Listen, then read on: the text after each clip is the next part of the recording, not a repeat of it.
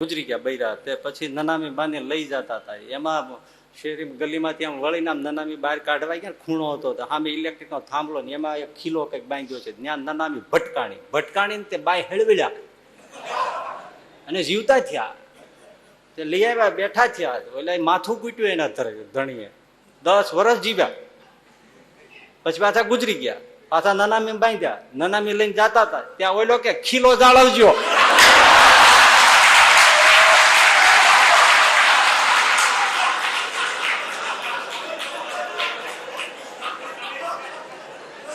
હવે નહીં જીવાય નહીં.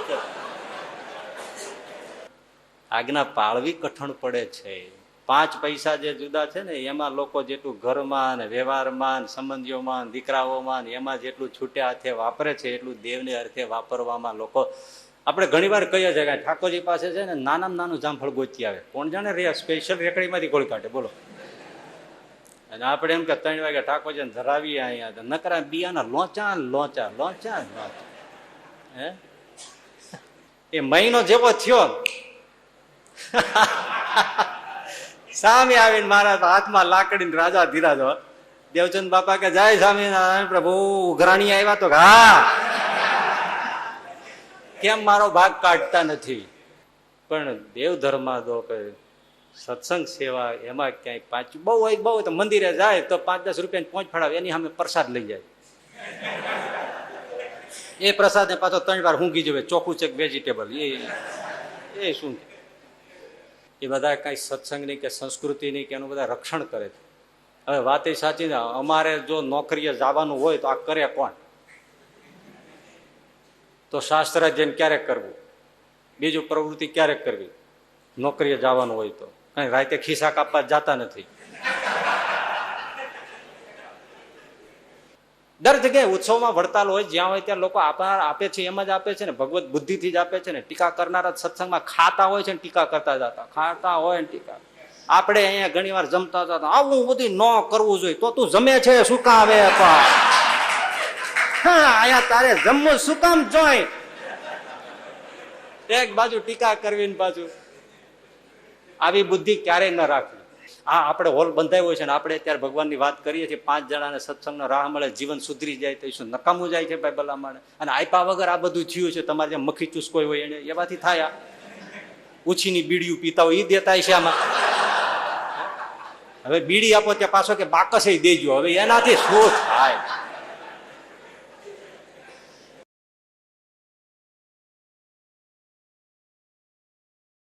એટલે આજની સોફેસ્ટિક ભાષામાં લોકો કહેતા હોય છે ને કે સંચિત અને વંચિત લોકો.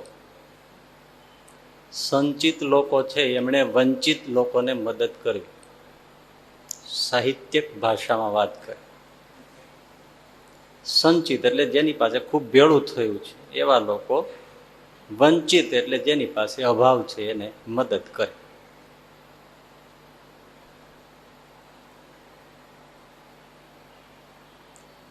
આમ તો પૈસો એને જ કહેવાય કે જે પરોપકારમાં કામ આવે. એ વાપરે એને જ પૈસો કહેવાય. કોઈની પાસે 50 કરોડ 500 કરોડ હોય પણ વાપરે નહીં તો કે પૈસો ન કહેવાય ને. પહેલાના જમાનામાં જમીનમાં દાટી રાખતા, તે હજારો સોના મોહર દાટી રાખે. ધૂળ ને સોનાની મોહર બે સરખા જ કહેવાય ને. વાપરે એને જ પૈસો કહેવાય. ન વાપરે તો બધા કાગળિયા સરખા. કોઈના ઘરમાં 10 લાખ પીડ્યા હોય ને 1 વર્ષથી એમ જ પીડ્યા હોય તો એ બે કાગળ સરખા જ થયા. વપરાય એ પૈસો. આમ તો યાદ રાખવા જેવું છે, પૈસો કમાવવો જેટલો કઠણ છે એના કરતા એ 1000 ગણો પરોપકારમાં વાપરવો કઠણ છે. કમાવો સહેલો છે પણ પરોપકારમાં વાપરવો એ તો 1000 ગણો કઠણ છે. એ જે વાપરી જાણે એ ફાવી જાય છે.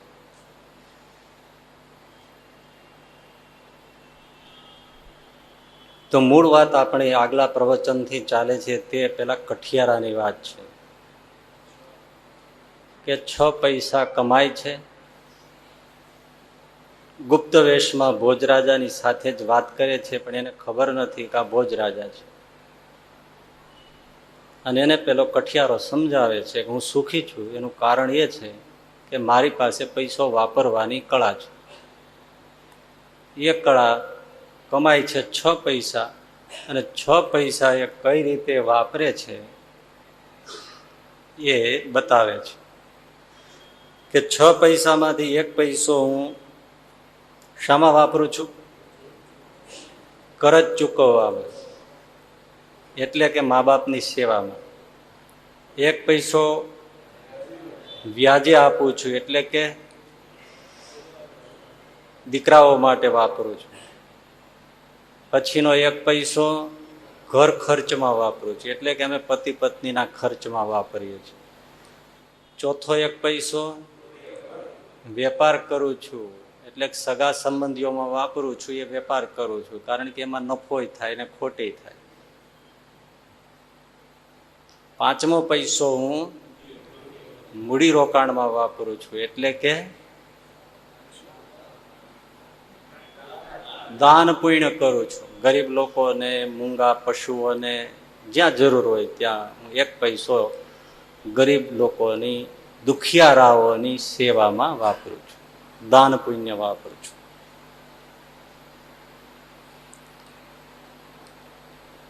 છેલ્લો 1 પૈસો એ એમ કહે છે કઠિયારો કે ભાઈ હું છેલ્લો 1 પૈસો, 6થો પૈસો, એની હું જકાત ભરું છું. ભોજરાજાને પેલો સમજાવે છે. એટલે છુપાવેશમાં ભોજરાજાએ પૂછ્યું કે ભાઈ તમે જકાત ભરો છો એટલે શું? એમ કારણ કે ભોજરાજાને ખબર છે મજૂર લોકો પાસે કે આપણે જકાત લેતા નથી. જકાત એટલે ટેક્સ, વેરો, મહેસૂલ, જે કંઈ ગણો. પૂછ્યું એટલે એમણે સમજાવ્યું કે હું જકાત ભરું છું, એટલે કે 1 પૈસો હું ઠાકોરજીને અર્પણ કરું છું, એ હું જકાત ભરું છું. હવે એની સમજણ જુઓ. હું 1 પૈસો ઠાકોરજી માટે અર્પણ કરી દઉં છું રોજે, એ જકાત ભરું છું, એટલે એને એમ કહું છું જકાત ભરું છું. એ કઈ રીતે? તો એમણે કઠિયારો સમજાવે છે કે સમજો ભાઈ, મુસાફર ભાઈ, આપણે ભોજરાજાની નગરીમાં રહીએ તો ભોજરાજાને અરે વાત કરે છે તો સહેજે સમાજે, લોકોએ, બધાએ ભોજરાજાને કાંઈ જકાત આપવી પડે કે નહીં, કાંઈ વેરો ભરવો પડે કે નહીં? પેલો કે આ ભરવો જ પડે. કોઈના રાજ્યમાં રહીએ છીએ તો જકાત ભરવી પડે.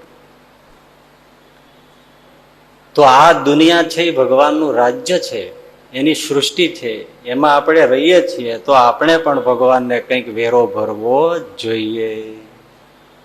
ભોજરાજા જોઈ રહ્યો કે આ જોત ખરા. તો ભોજરાજાએ કીધું કે ભોજરાજા જે છે એ ગરીબોને તો કઈ જકાત ભરતો નથી, લેતો નથી, તો ગરીબોએ કઈ ભરવું ન જોઈએ. મતલબ કે તારે કઈ ભગવાનના રાજમાં રહેવા છતાં કઈ ભગવાનને જકાત આપવાની જરૂર નથી, તું ગરીબ છો. ત્યારે પેલા કઠિયારાએ કીધું, કોણે કીધું હું ગરીબ છું? હું ગરીબ ક્યાંથી? રોજના 6 પૈસા કમાવું છું. જુઓ તો ખરા ખુમારી, 6 પૈસા રોજના કમાવું છું ને બસ. હું કઈ ગરીબ નથી. ગરીબ તો એ કહેવાય કે જે મહેનત મજૂરી કરી ન શકે, ખાવાનું પેદા ન કરી શકે, એને ગરીબ કહેવાય. હું ગરીબ નથી.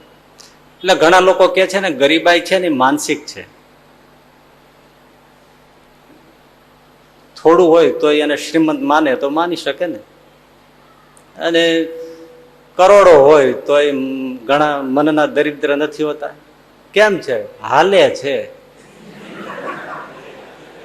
પણ આપણે સમજવાનું, હાલે છે એટલે બીજાના ખિસ્સા કાપવાનું હજી હાલે છે, બીજાને છેતરવાનું, શીશામાં ઉતારવાનું એ હજી હાલે છે. એમ હાલે છે, એને કોઈ દી પૂરું ન થાય ને. મહાભારતમાં સરસ કીધું છે, જે મનના ગરીબ હોય અને લોભી હોય એને આખી દુનિયાનું દ્રવ્ય આપો ને તો એને સંતોષ ન થાય. આ કઠિયારો કે હું કઈ ગરીબ નથી, એટલે મારે પણ ભગવાનની જકાત આપવી જ પડે અને આપવી જ જોઈએ. એના રાજમાં રહીએ છીએ. કેવું આ જો એક સામાન્ય માણસ આ 6 પૈસાની વાત આપણે બધા જીવનમાં સમજી જાય તો સુખી થઈ જાય ને. એટલે આ સુખની ચાવી છે. સાંભળવું સહેલું છે, આચરવું ઘણું કઠણ છે.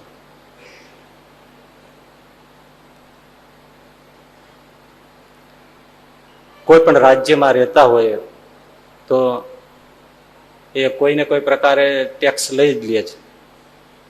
જમીન ના, મકાન ના, પાણી ના, બધા ગમે તે લાખે જ છે. ગરીબમાં ગરીબ માણસની આજે જકાત કપાઈ જાય, ટેક્સ કપાઈ જાય છે. તમે જો સાવ ગરીબ હોય ને તો શું મેડિકલમાં દવા લેવા જાય તો 2-3% કપાઈ જ જાય છે.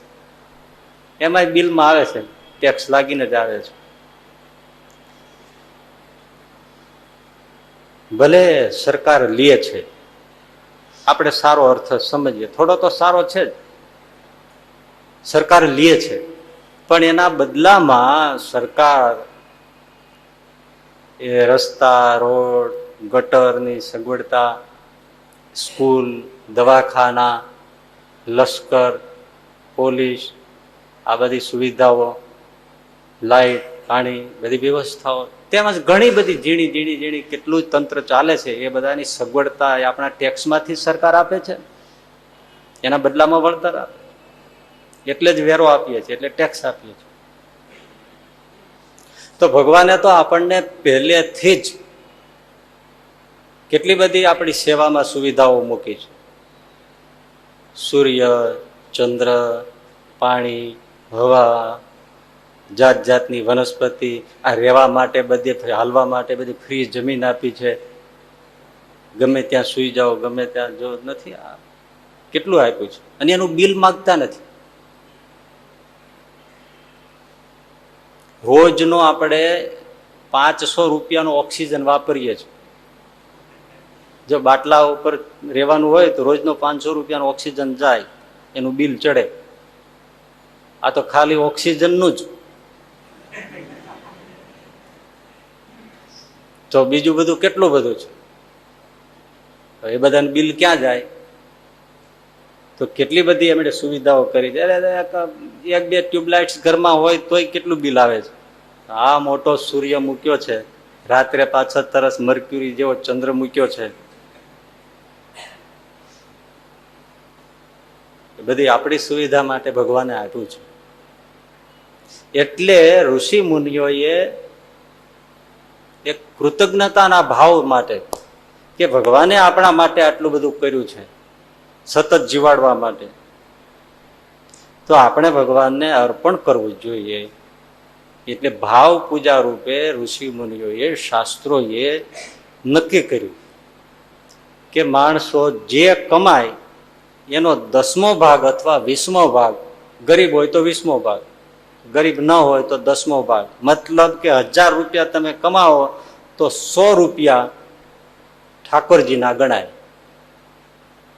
અને ગરીબ હો, મનના નહીં, ખરેખર ગરીબ હો તો 50 રૂપિયા એ ઠાકોરજીનો ભાગ ગણાય. શ્રીજી મહારાજે પણ શિક્ષાપત્રીમાં દશાંશનો એક શ્લોક લખ્યો છે. દરેક ધર્મમાં આની વાત છે. જૈનોમાંય છે, ઇસ્લામમાંય છે, ખ્રિસ્તીમાંય છે, બૌદ્ધોમાંય છે, બધામાં આ વાત છે. ભાઈ એનો કમાણીનો દશાંશ વિશાંશ કાઢવો જ જોઈએ. છતાંય હાથ ગયણે ગાળીને પાણી પીનારા, લસણ ડુંગળીની સુગંધ કે પાંદડું નહીં જોનારા, 5 મંગળાના આરતીના માંડીને દર્શન કરનારા પણ આ આજ્ઞાને ટપી જાય છે. લગભગ તમારે જોવો તો થોડું ઘણું દે એનો વાંધો નથી, પણ આમ ક્લિયર કટ 10મો ને 20મો કાઢે એવા કેટલા મળે? ઓછા મળે. આજ્ઞા આમ લોપતા ન હોય, પણ હવે આ બધું એવી વાત છે ને કે પૈસો, કારણ કે હવે લાખ કમાય તો સીધા 10,000 કાઢી નાખવા પડે ને.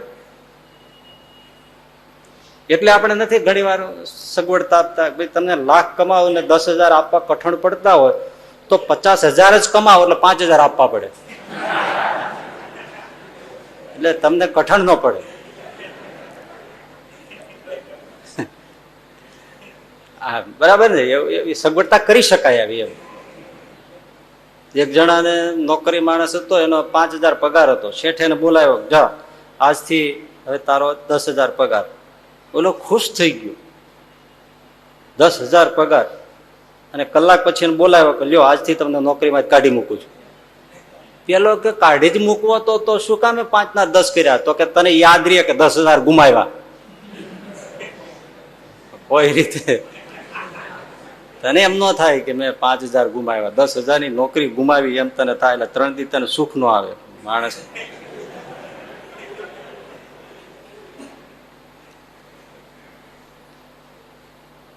દશાંશ વિશ્વાસ ઠાકોરજીનો છે અને આપવો એવું બધા શાસ્ત્રો બધા ધર્મોમાં વાત કરી છે. એના વળતર રૂપે ઋષિમુનિએ આપણને ઘણું બધું આપ્યું છે. મતલબ કે સુવિધાઓની જે વાત છે એ આપણે સમજવી જોઈએ. આપણે કોઈ એક સંપ્રદાયની વાત નથી કરતા, પણ દરેક માણસ જે તે સમાજમાં જે તે ધર્મમાં છે બધાને દશાંશ વિશ્વાસની વાત છે. ભગવાનને નામે 10મો ભાગ કે 20મો ભાગ કાઢી નાખે. એ સૌ પોતપોતાને જ્યાં શ્રદ્ધા હોય એ ધર્મ સ્થાનમાં આપતા હોય. હવે ધર્મ સ્થાનમાં જે પૈસો દશાંશ વિશ્વાસનો, જેને આપણે શું કહે છે? ધર્માદો. શું કહીએ છીએ? ધર્માદો. સૌની શ્રદ્ધા હોય ત્યાં એ આપતા હોય છે. એના બદલામાં ધર્મસ્થાન થકી શ્રીજી મહારાજે પણ શિક્ષાપત્રીમાં તો સ્પષ્ટ કીધું જ છે, એટલે એની વિગતો આપેલી જ છે. બધા ધર્મોમાં જુદી જુદી રીતે પણ બધું કહ્યું છે કે ભાઈ આ જે એક અમુક છે ધર્મો કે જે એની આખી જુદી વિશિષ્ટતા છે, એની ચર્ચા આપણે નથી કરવી. પણ જનરલી ધર્મસ્થાનમાં આવેલો ધર્માદોનો પૈસો, એમાંથી શું કરવાનું? એક, દેવ સેવા કરવાની વ્યવસ્થિત. જે ધર્મસ્થાન હોય ત્યાં જે દેવ બિરાજતા હોય એની વ્યવસ્થિત. શિક્ષાપત્રીમાં મહારાજ કીધું અમે પધરાવ્યા એવા જે લક્ષ્મીનારાયણ નરનારાયણ આદિ જે સ્વરૂપો એની યથાવિધિએ કરીને સેવા કરવી. આ પહેલો ઉપયોગ. શા માટે લોકો આપે છે? તો સેવા તો એવી ઠાકોરજીની થવી જોઈએ. એવું નથી 5 આરતી કરી નાખી અને 3 ટાઈમ થાળ કે દૂધ જળ ધરાવી દીધું એટલે વાત પૂરી થઈ ગઈ. ખરેખર તો સેવા તો રાજા ધીરાજ આમ સમ્રાટ બિરાજમાન હોય સાક્ષાત પ્રગટ એવા ભાવથી સેવા થવી જોઈએ. હા, એવા લાડથી એને જગાડવાના, પોઢાડવાના. ઘણી વાર તો આપણે જોઈએ સુખશૈયા હોય ને તો એ ક્યારે ધોવાઈ હશે એ જ ખબર ના હોય. બધું બહુ વ્યવસ્થિત હોય. ઘણી વાર ઘણી જગ્યાએ તમે જુઓ તો મુખ્ય દેવ હોય એની બહુ સેવા થતી હોય, આજુબાજુના દેવ બિચારા મૂંઝાતા હોય એવું લાગે, ધૂળ ખાતા હોય. દેવ સેવા એવી થવી જોઈએ. એક છે, હા, તમે ઇસ્કોન મંદિરમાં જાઓ તો આમ રાજા ધીરાજ આમ કૃષ્ણ બિરાજતા હોય, એ જાગતા હોય તો એવી રીતે બિરદાવલીઓ ગવાતી હોય, સંગીતના સુર વાગતા હોય, સ્પેશિયલ સંગીત શીખ્યા હોય એવા લોકો સંગીતની પદાવલીઓ રજૂ કરતા. રાજા ધીરાજ પાપીણો ખોલે છે, આંખ ખોલે છે, ત્યારે એને કેટલી અદા હોય, કેવા વીંજણા નાખતા હોય, કેવા પવન નખાતા હોય, કેવી રીતે એને જળ જારી આ બધું જાત જાતના સિઝનના ફળ ફૂલ પુષ્પો એના શણગાર જીવંતમ છે અને આવનારને દિવ્ય અને ભવ્ય લાગે. કોઈ આપણે ગયા છે રાજા મહારાજના રાજા ધીરાજના મહેલમાં, એમ સેવા થાય. એટલે સેવા અદભુત રીતે થવી જોઈએ. કરવા ખાતર થાય વાત અલગ છે. અને દેવને માટે તો જેટલું કરીએ એટલું ઓછું છે.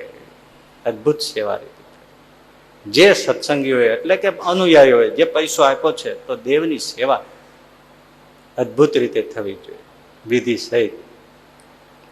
ધર્માદાનો ઉપયોગ. પછી બીજો ઉપયોગ, હર કોઈ અન્નાર્થી આવે એને અન્નદાન કરવું. શિક્ષાપત્રી ભૂખ્યો કોઈ પણ આવ્યો દેવ મંદિરે ધર્મસ્થાને તેને ભોજન અને આરામ એના માટેની વ્યવસ્થા મંદિરમાં થવી જોઈએ, દેવસ્થાનોમાં થવી જોઈએ. ભૂખ્યો કોઈ જવો ન જોઈએ. લોકો આપે છે તો શા માટે આપે છે? પૈસો પડ્યો રહી એનો કોઈ સારો ઉપયોગ નથી ને. આવે એને જમવાનું અન્નાર્થી કોઈ પણ આવે નહીં, એ જેમ તેમ નાખી દો એવું નહીં. સારી રીતે એને આદરથી, માનથી, સન્માનથી ભોજન માણસને મળે. અને જમીને જનારો સમજુ કોઈ માણસ ખાલી હાથે ના જાય. હોય છે અમુક ટકા એવા હોય છે, નથી હોતા એવું નથી. એને મંદિરનું મફતનું જ ભાવે અને પચે. 3-3, 4-4 જાતના ટીલા ટપકા ખિસ્સામાં રાખે. જે મંદિર આવે એનું ટીલું કરીને ગરી જાય. જૈન મંદિર ભાડે તો કે જય જીનેન્દ્ર કરીને બેસી જાય પંક્તિમાં. બોલે વૈષ્ણવ મળે જય શ્રી કૃષ્ણ કરીને બેસી જાય. એટલે એવાય હોય. પણ મોટે ભાગે જમે તો આપ, પણ એને સારી રીતે જમવાનું મળે, વેલા મોડા આવે તો આ અન્નદાન થાય. એ એક ધર્માદાનો ઉપયોગ. ત્રીજો ઉપયોગ, પાઠશાળા સ્થાપી અને સદવિદ્યાની પ્રવૃત્તિ કરાવે. આમાં વિદ્યા અને સદવિદ્યા બે આવી. પેલા સદવિદ્યા શું? આપણે બહુ સીધો સાદો અર્થ કે સત્સંગની વૃદ્ધિની પ્રવૃત્તિ થાય. સત્સંગનો પ્રચાર પ્રસાર, લોકોને બધું સાહિત્ય મળે, કથા વાર્તાનો અખાડો હોય, લોકો બધાને શાસ્ત્રની કથા સાંભળવા મળે. એ બહુ મોટું કામ થાય. એટલે સત્સંગ પ્રચારની, ધર્મ લાભની પ્રવૃત્તિ ધર્મસ્થાનોથી થવી જ જોઈએ. ગામડે ગામડે જ્યાં જ્યાં જાય ત્યાં. અને શિક્ષણની પણ પ્રવૃત્તિ ચોથી. અને પાંચમી, ગરીબોની સેવા. જ્યારે જ્યારે સમાજમાં જ્યાં જ્યાં જરૂર પડે ત્યાં આમાંથી કામ થાય. આ 5 ઉપયોગ એ લોકોએ આપેલા પૈસાનો થવો જ જોઈએ. જુઓ, 10મો ભાગ 20મો ભાગ આપ્યો તો એના બદલામાં કેટલું બધું વળતર સમાજને આપવાનું ગોઠવાયું છે. એટલે એ પૈસાનું આટલું વળતર આપીને મોટું કામ ઋષિઓએ, શાસ્ત્રોએ એ કર્યું. બહુ સમજવા જેવું છે કે લોકો જે કમાય છે એના પૈસાને ધર્માદામાં આપવાથી શુદ્ધિ થાય છે. સરસ કહે છે ને ભાઈ કે જળથી, સ્નાનથી શરીરની શુદ્ધિ થાય, દાનથી ધનની શુદ્ધિ થાય, અને ધ્યાનથી ને જપથી મનની શુદ્ધિ થાય. એટલે આપણે ધંધો કે છે. શું કે? શું બોલે? ધંધો. ધન એને ધો એટલે ધંધો. ધન ને ધો એ ધોવાની પ્રવૃત્તિ આ છે કે સમાજની ને ઠાકોરજીની સેવા થાય. ઋષિઓની વ્યવસ્થા કે આપણા ધનને ધોઈ આપે છે. હવે આમાં થોડુંક સમજવા જેવું છે. બધું તો જો બહુ સ્પષ્ટ સમાજમાં ન કહી શકાય, પણ જેટલાને જેટલું થોડુંક ઈશારામાં સમજાય એટલું સમજી લે તો બહુ સારી વાત છે. દાન પુણ્યની વાત હોય ને સાર્વજનિક, એ ખૂબ ખુલ્લે દિલથી કહી શકાય. પણ જ્યાં વાત ધર્માદાની આવે ને ત્યાં ચોકડા ચડાવીને વાત કરવી પડે.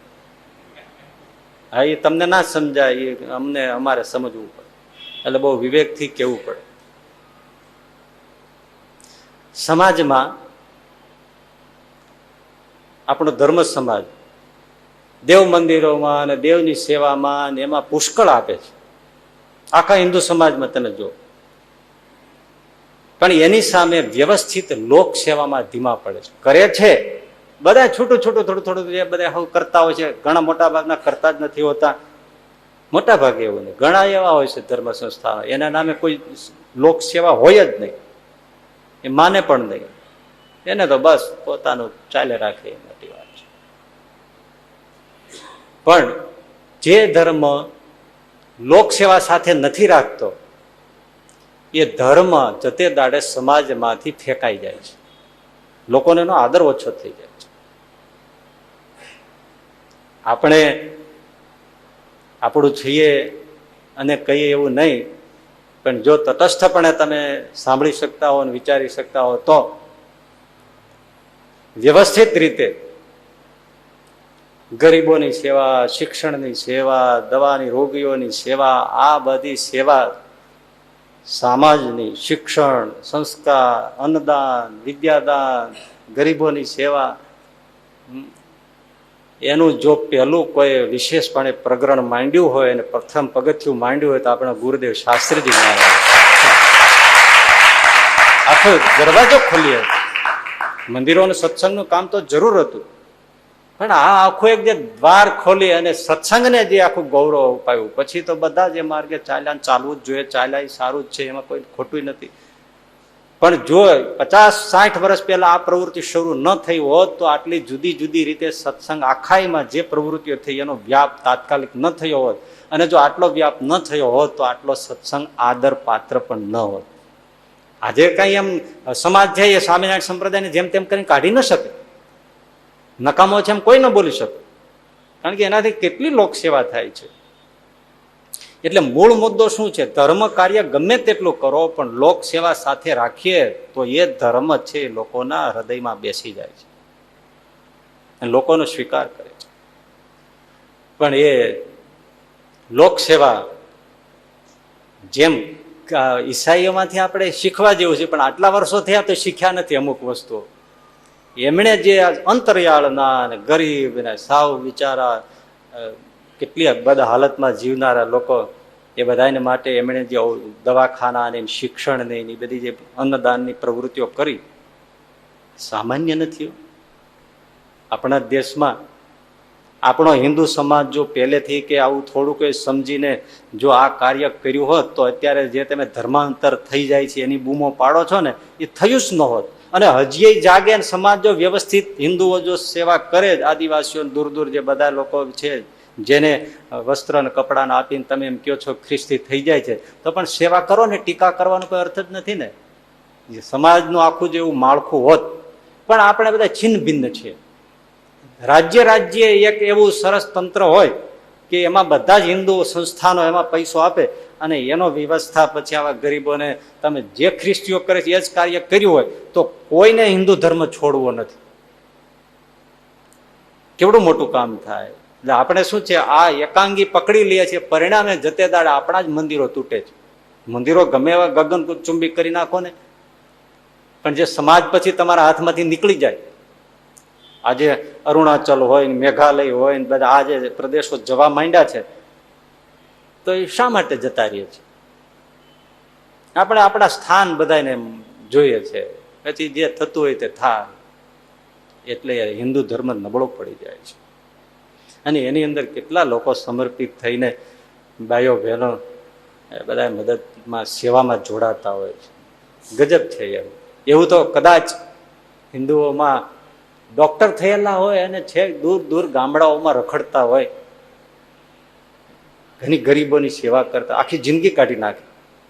સામાન્ય જે આ પતરોગ થયા હોય, કુષ્ઠરોગી થયા હોય, જેને કોઈ અડે નહીં, એની સેવા કરવી સામાન્ય નથી. થોડું ભલે આપણે એને વખોડીએ ખ્રિસ્તીઓને, પણ એ ડોક્ટર્સ ને બધા જે સિસ્ટર્સ ને બધા કામ કરતા હોય એ સામાન્ય નથી. એમાં ભણીને જે લોકો અત્યારે ખૂબ સુખી જીવન જીવતા હોય, તમે લાખ કહો તો એને ક્યાંથી ગળે ઉતરે? હોય તો હિન્દુ જ, પણ પછી ક્રિશ્ચન જ થયા હોય.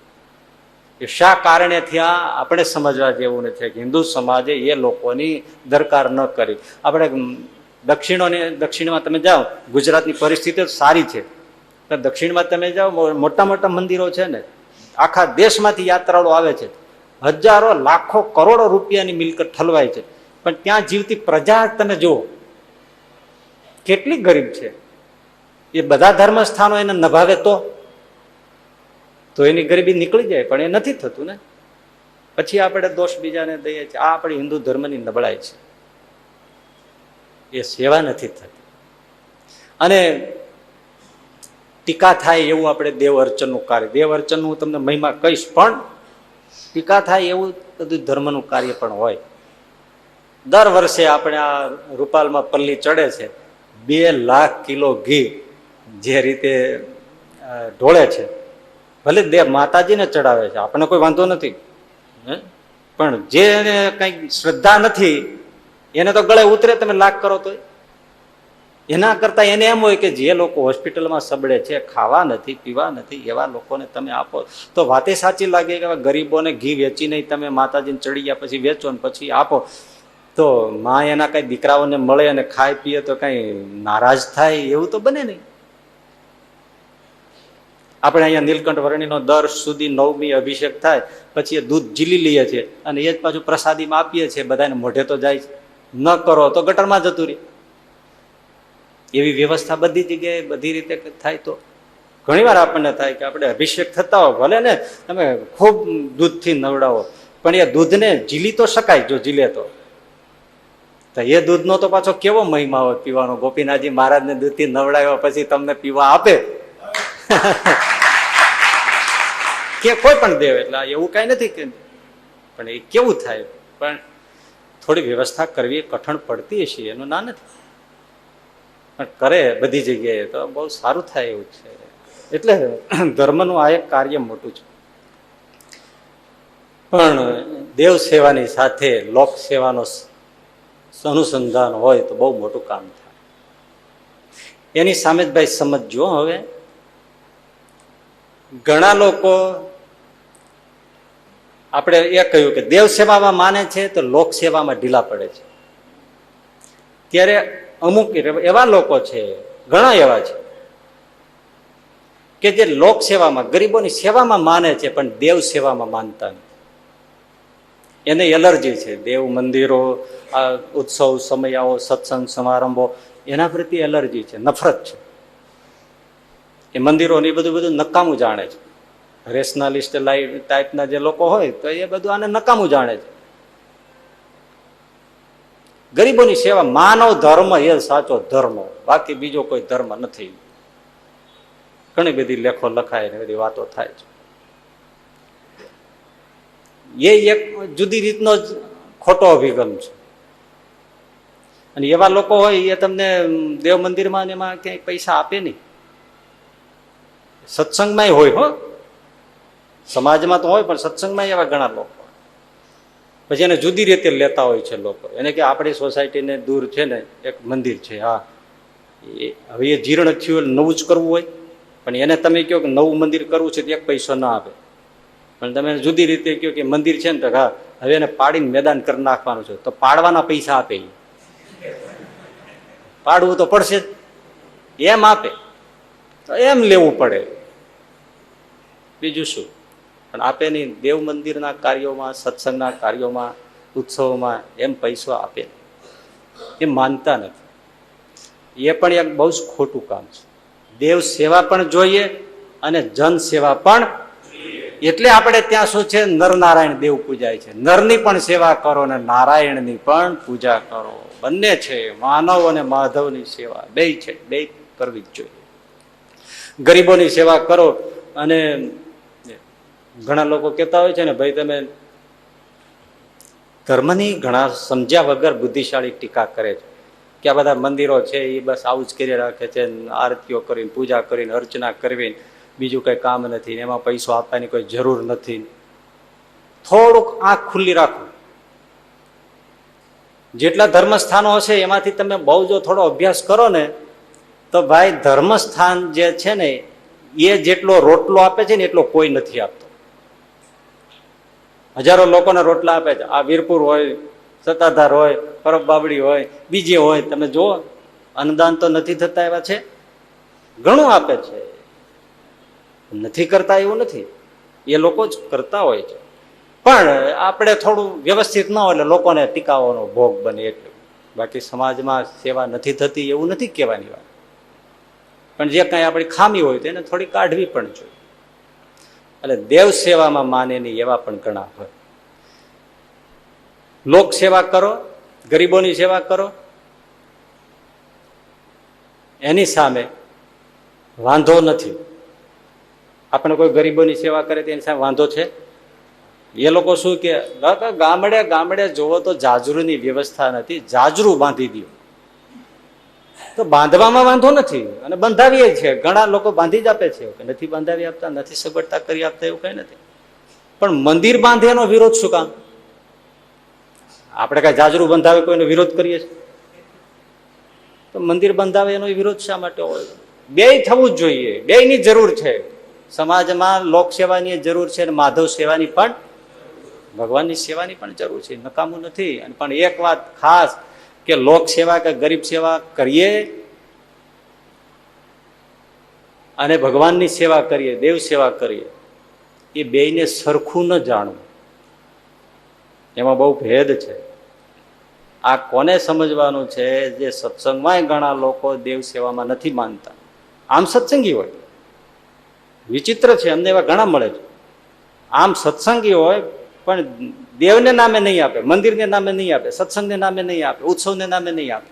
તમે સ્કૂલ કરો છો આપશે, દવાખાનું કરો છો તો આપશે, અન્નદાન કરો છો તો આપશે, ઓલામાં નહીં આપે. એ એની કાચી બુદ્ધિ છે ને, એને આપણે કઈ સમજવા જેવું છે. એ સામાન્ય નથી અને બંને એક પણ નથી. ગરીબોની સેવા કરો એટલું જ પર્યાપ્ત નથી. અલાઉ ગામની માં એક કાઠી દરબાર હતા. અલાઉ એ ગામમાં કાઠી દરબાર, બધે લક્ષણે પૂરા.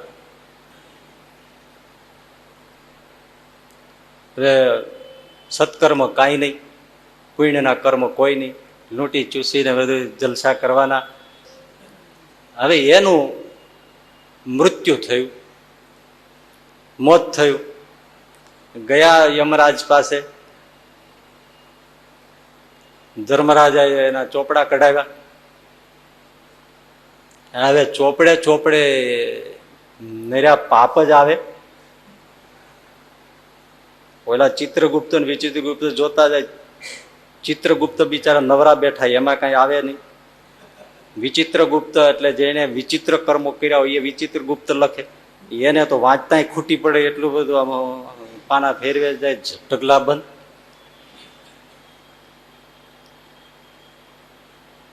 એમાં ચિત્રગુપ્ત પાપ બહુ હતા. ચિત્રગુપ્તમાં ધર્મ કાર્ય જેવું લખાય. એક પુણ્ય નીકળ્યું ભાઈ, એક નીકળ્યું. હા, એમણે ભગવાન સ્વામિનારાયણના સંતો, આ જૂના જમાની વાત, એ સંતોને એના ગામમાં રહેવા ઉતરવા, ભજન સ્મરણ હરિભક્તોને થાય એ માટે એક નાનકડું મંદિર થતું હતું અને સંતોને ઉતરવાની વ્યવસ્થા થતી હતી. એ જમીન આ દરબારની હતી. તો એ દરબારે એ જમીન કીધું કે ભાઈ અહીંયા મારા સંતો આવે તો ઉતરે અને એક નાનકડી મૂર્તિ પધરાવીને અમે હરિભક્તો છે, તમારે ધૂન ભજન કીર્તન થાય, સવાર સાંજ કથા વાર્તા કીર્તન આવું કાર્ય કરવું છે, મંદિર ટૂંકમાં કરવું છે. આ જમીન છે તો તમે વેચાતી આપો તો અમે અહીંયા આ કરીએ ને સંતો આવે, કથા વાર્તા સત્સંગ ભજન થાય. દરબાર કે હવે ધર્મનું કામ છે ભાઈ, તે હવે આટલા પાપ કર્યા છે, કાંઈ પુણ્ય કર્યું નથી અને તમે કહો છો સાધુ આવીને રહેવાના છે. તમે સાધુ જ્યાં રહેવાના હોય ને સાધુના પૈસા શું લેવાના હોય કે દરબાર કે આપણે કોઈના મૂક્યા નથી, આના તો મૂકીએ. હવે એક કઈક બુદ્ધિ સૂજી એને બોલો, એ કે આપણે કોઈનું મૂક્યું નથી તો એક આ સાધુ છે એનો તો મૂકીએ. એટલે જાઓ બાપા જાઓ, તમે તમારા સંતોને કે તમે ત્યાં મંદિર કરો, મારે એક પૈસો જોતો નથી, લ્યો હું તમને લખી દઉં. એ જમીન પેલા દરબારે આપેલી. ભાઈ હું જોઈ રહ્યા છું, એ ચોપડાનું ખાતું નીકળ્યું ને ચિત્રગુપ્ત હતું ને એને ચશ્મા ચડાવીને જોયું. એ કે આમાં એક પુણ્ય છે. હવે આ પુણ્ય એનું શું કરવું, સામે પાપ છે એનું શું કરવું? ધર્મરાજને સંભળાવી દીધું. ધર્મરાજ હજી વિચાર કરે ના કરે, આ મનાઈ નહીં એવી વાત, પણ એક નગદ સોના જેવી નહીં, 100 ટચ સોનાની વાત. ધર્મરાજ હજી તો આમ આંગળી કરીને વિચારે કે આનું કરવું શું. ત્યાં જે સાધુને જમીન આપી હતી, 2 સાધુ જમપુરીમાં એની સામે આવીને ઉભા. એ ભગવાધારી સાધુ ભગવાન સ્વામિનારાયણ જમપુરીમાં ધર્મરાજની સામે આવીને ઉભા. ધર્મરાજ ઉભા થઈ ગયા, પધારો મહાત્મા પધારો, હાથ જોડીને ઉભા થયા. કાઠી ઓળખી ગયો. એ કે આ મહાત્માને જમીન આપી હતી આપણે મંદિર માટે, અહીંયા પહોંચી ગયા એને હાથ જોડ્યા. મહારાજ હા. ધર્મરાજને કે મહારાજ શું કરવાનું છે આનું? તો કે હવે તો અમારે કાંઈ ન બોલાય. તો તમે શું કહો છો? તો તો કે અમારા માટે અને ભગવાન સ્વામિનારાયણના ભજન માટે અમારા ઉતારા માટે હરિભક્તોને ભજન કીર્તન માટે એને જમીન દાનમાં આપી માટે એ જીવ તમારો નથી અમારો છે. લઈને હાલ્યા ગયા સંતો, જમપુરીમાંથી લઈ ગયા. ધર્મરાજ કે લઈ જાઓ. કેટલા પાપ એમાંથી છૂટી ગયો. એ દરબારને હજી સાંભળો, લઈને સીધા સંતો પૃથ્વી ઉપર આવ્યા અને પેલા દરબારને નનામીમાં બાંધતા હતા ત્યાં એમાં પાછો નાખ્યો. અને સંતોએ થોડી વાત કરી. રસ્તામાં આવ્યા તો એટલી વાત તો થાય જ ને છે જે એ પેલા નનામીમાં એને નાખ્યો જીવમાં, દેહમાં પાછો અને હળવેળ. બોલ્યા બધા કે આ શું થયું? વિયા ગયા પછી બાપુ પાછા આવ્યા. છોડીને બેઠા ત્યાં. શું છે? બસ હવે રેવાય દો, આપણે જીવવાનું છે. હવે અમુક તો લોકો એમ હાથ જોડી ગયા, સારું થયું વિયા ગયા. એમાં આ પાછા આવ્યા.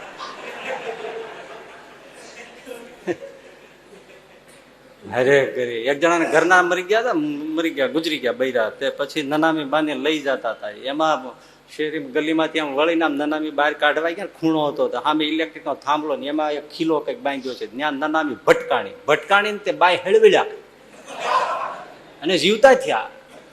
તે લઈ આવ્યા, બેઠા થયા. એટલે માથું કૂટ્યું એના ધણીએ. 10 વર્ષ જીવ્યા. પછી પાછા ગુજરી ગયા. પાછા નનામી બાંધ્યા. નનામી લઈને જતા હતા ત્યાં ઓલો કે ખીલો જાળવજો.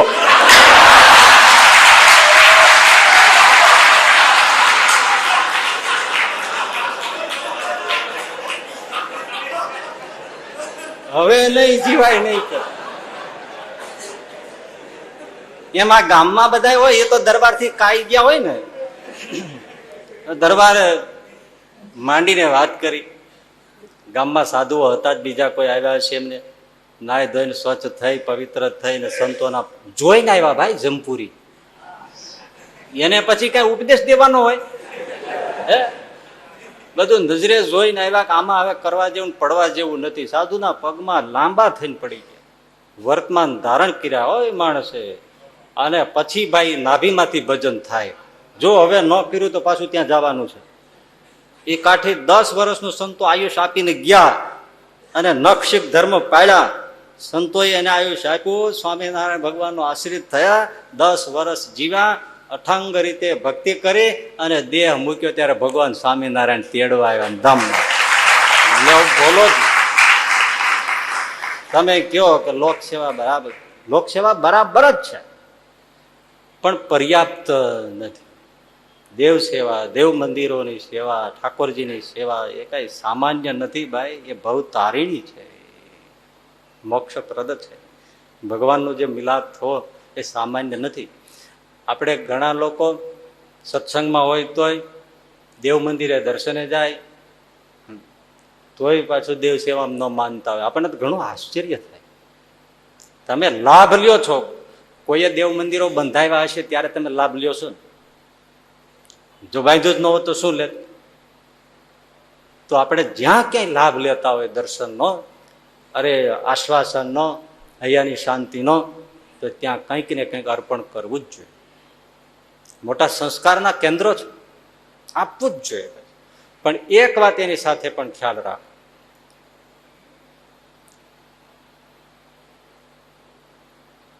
ઠાકોરજીની સેવા કરતા હોય, દેવ સેવા કરતા હોય, ધર્માદાનું કાર્ય હોય, પણ એ જ વખતે જો અત્યંત દુઃખી ને ગરીબ લોકોનું સેવાનું કાર્ય આવી પડે તો ઠાકોરજીની સેવા કરતા પેલા જીવતાને મહત્વ આપવું.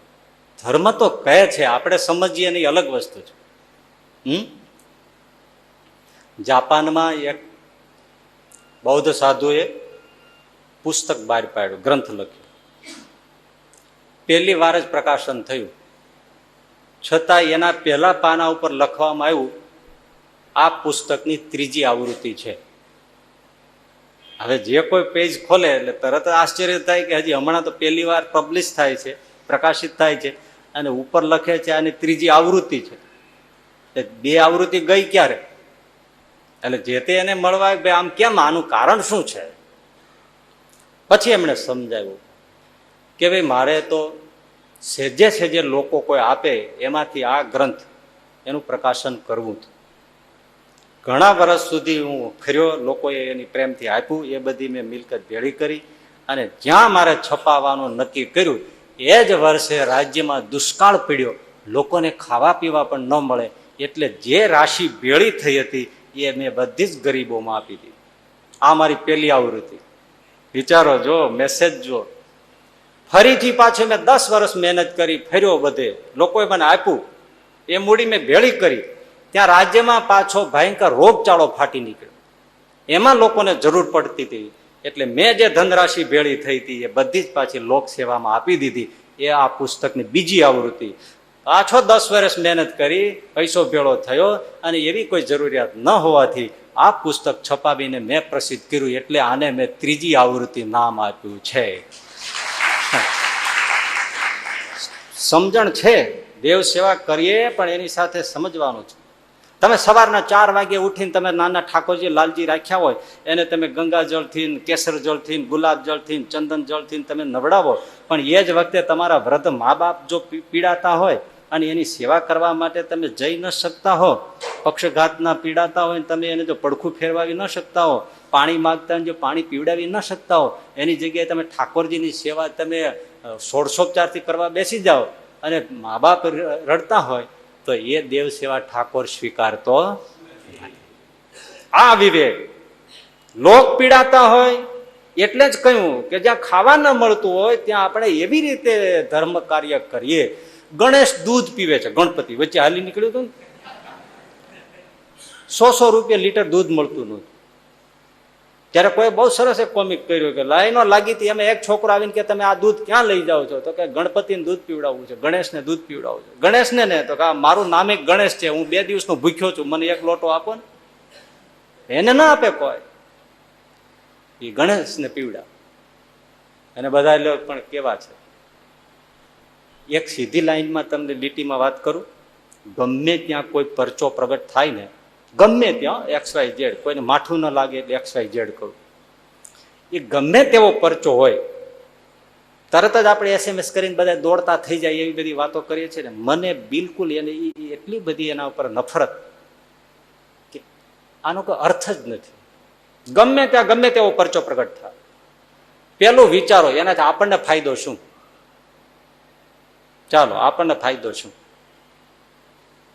એટલે મુક્તાનંદ સ્વામીએ કહ્યું છે ને, પરચો ઈચ્છે તેને પામર જાણ. જરા ઠાકોરજી પરચો આપે એટલે બસ એ ઠાકોરજી ત્યાં સુધી નહોતા. એમાં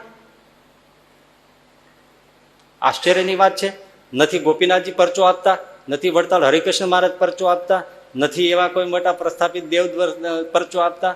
અને જ્યાં જ્યાં ત્યાં જુઓ સંભળાય તો જાત જાતના પરચા દેખાઈ જાય છે. થોડીક તો બુદ્ધિ ઉઘાડો, થોડીક તો આંખ ઉઘાડો. પણ એ પરચો સાંભળ્યો નથી, લોક ભૂરાટું થયું નથી. વિશેષ આમાં કઈ કહેતો નથી, પણ અક્કલ કૂતરા ખાઈ જાય નહીં એટલું તો કરો. પરચા જોઈને કોઈ દી શા માટે દોડવું જ જોઈએ? પણ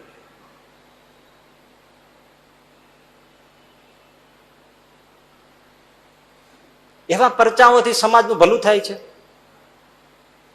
પણ હું નથી માનતો હજી તમને અજવાળા થાય. તરત જ આમાં બેઠા હોય ને એવા જ લોકો પાછા મને SMS મંડે કરવા, મને કે અહીંયા પરચો થયો, અહીંયા પરચો થયો, અહીંયા પરચો થયો.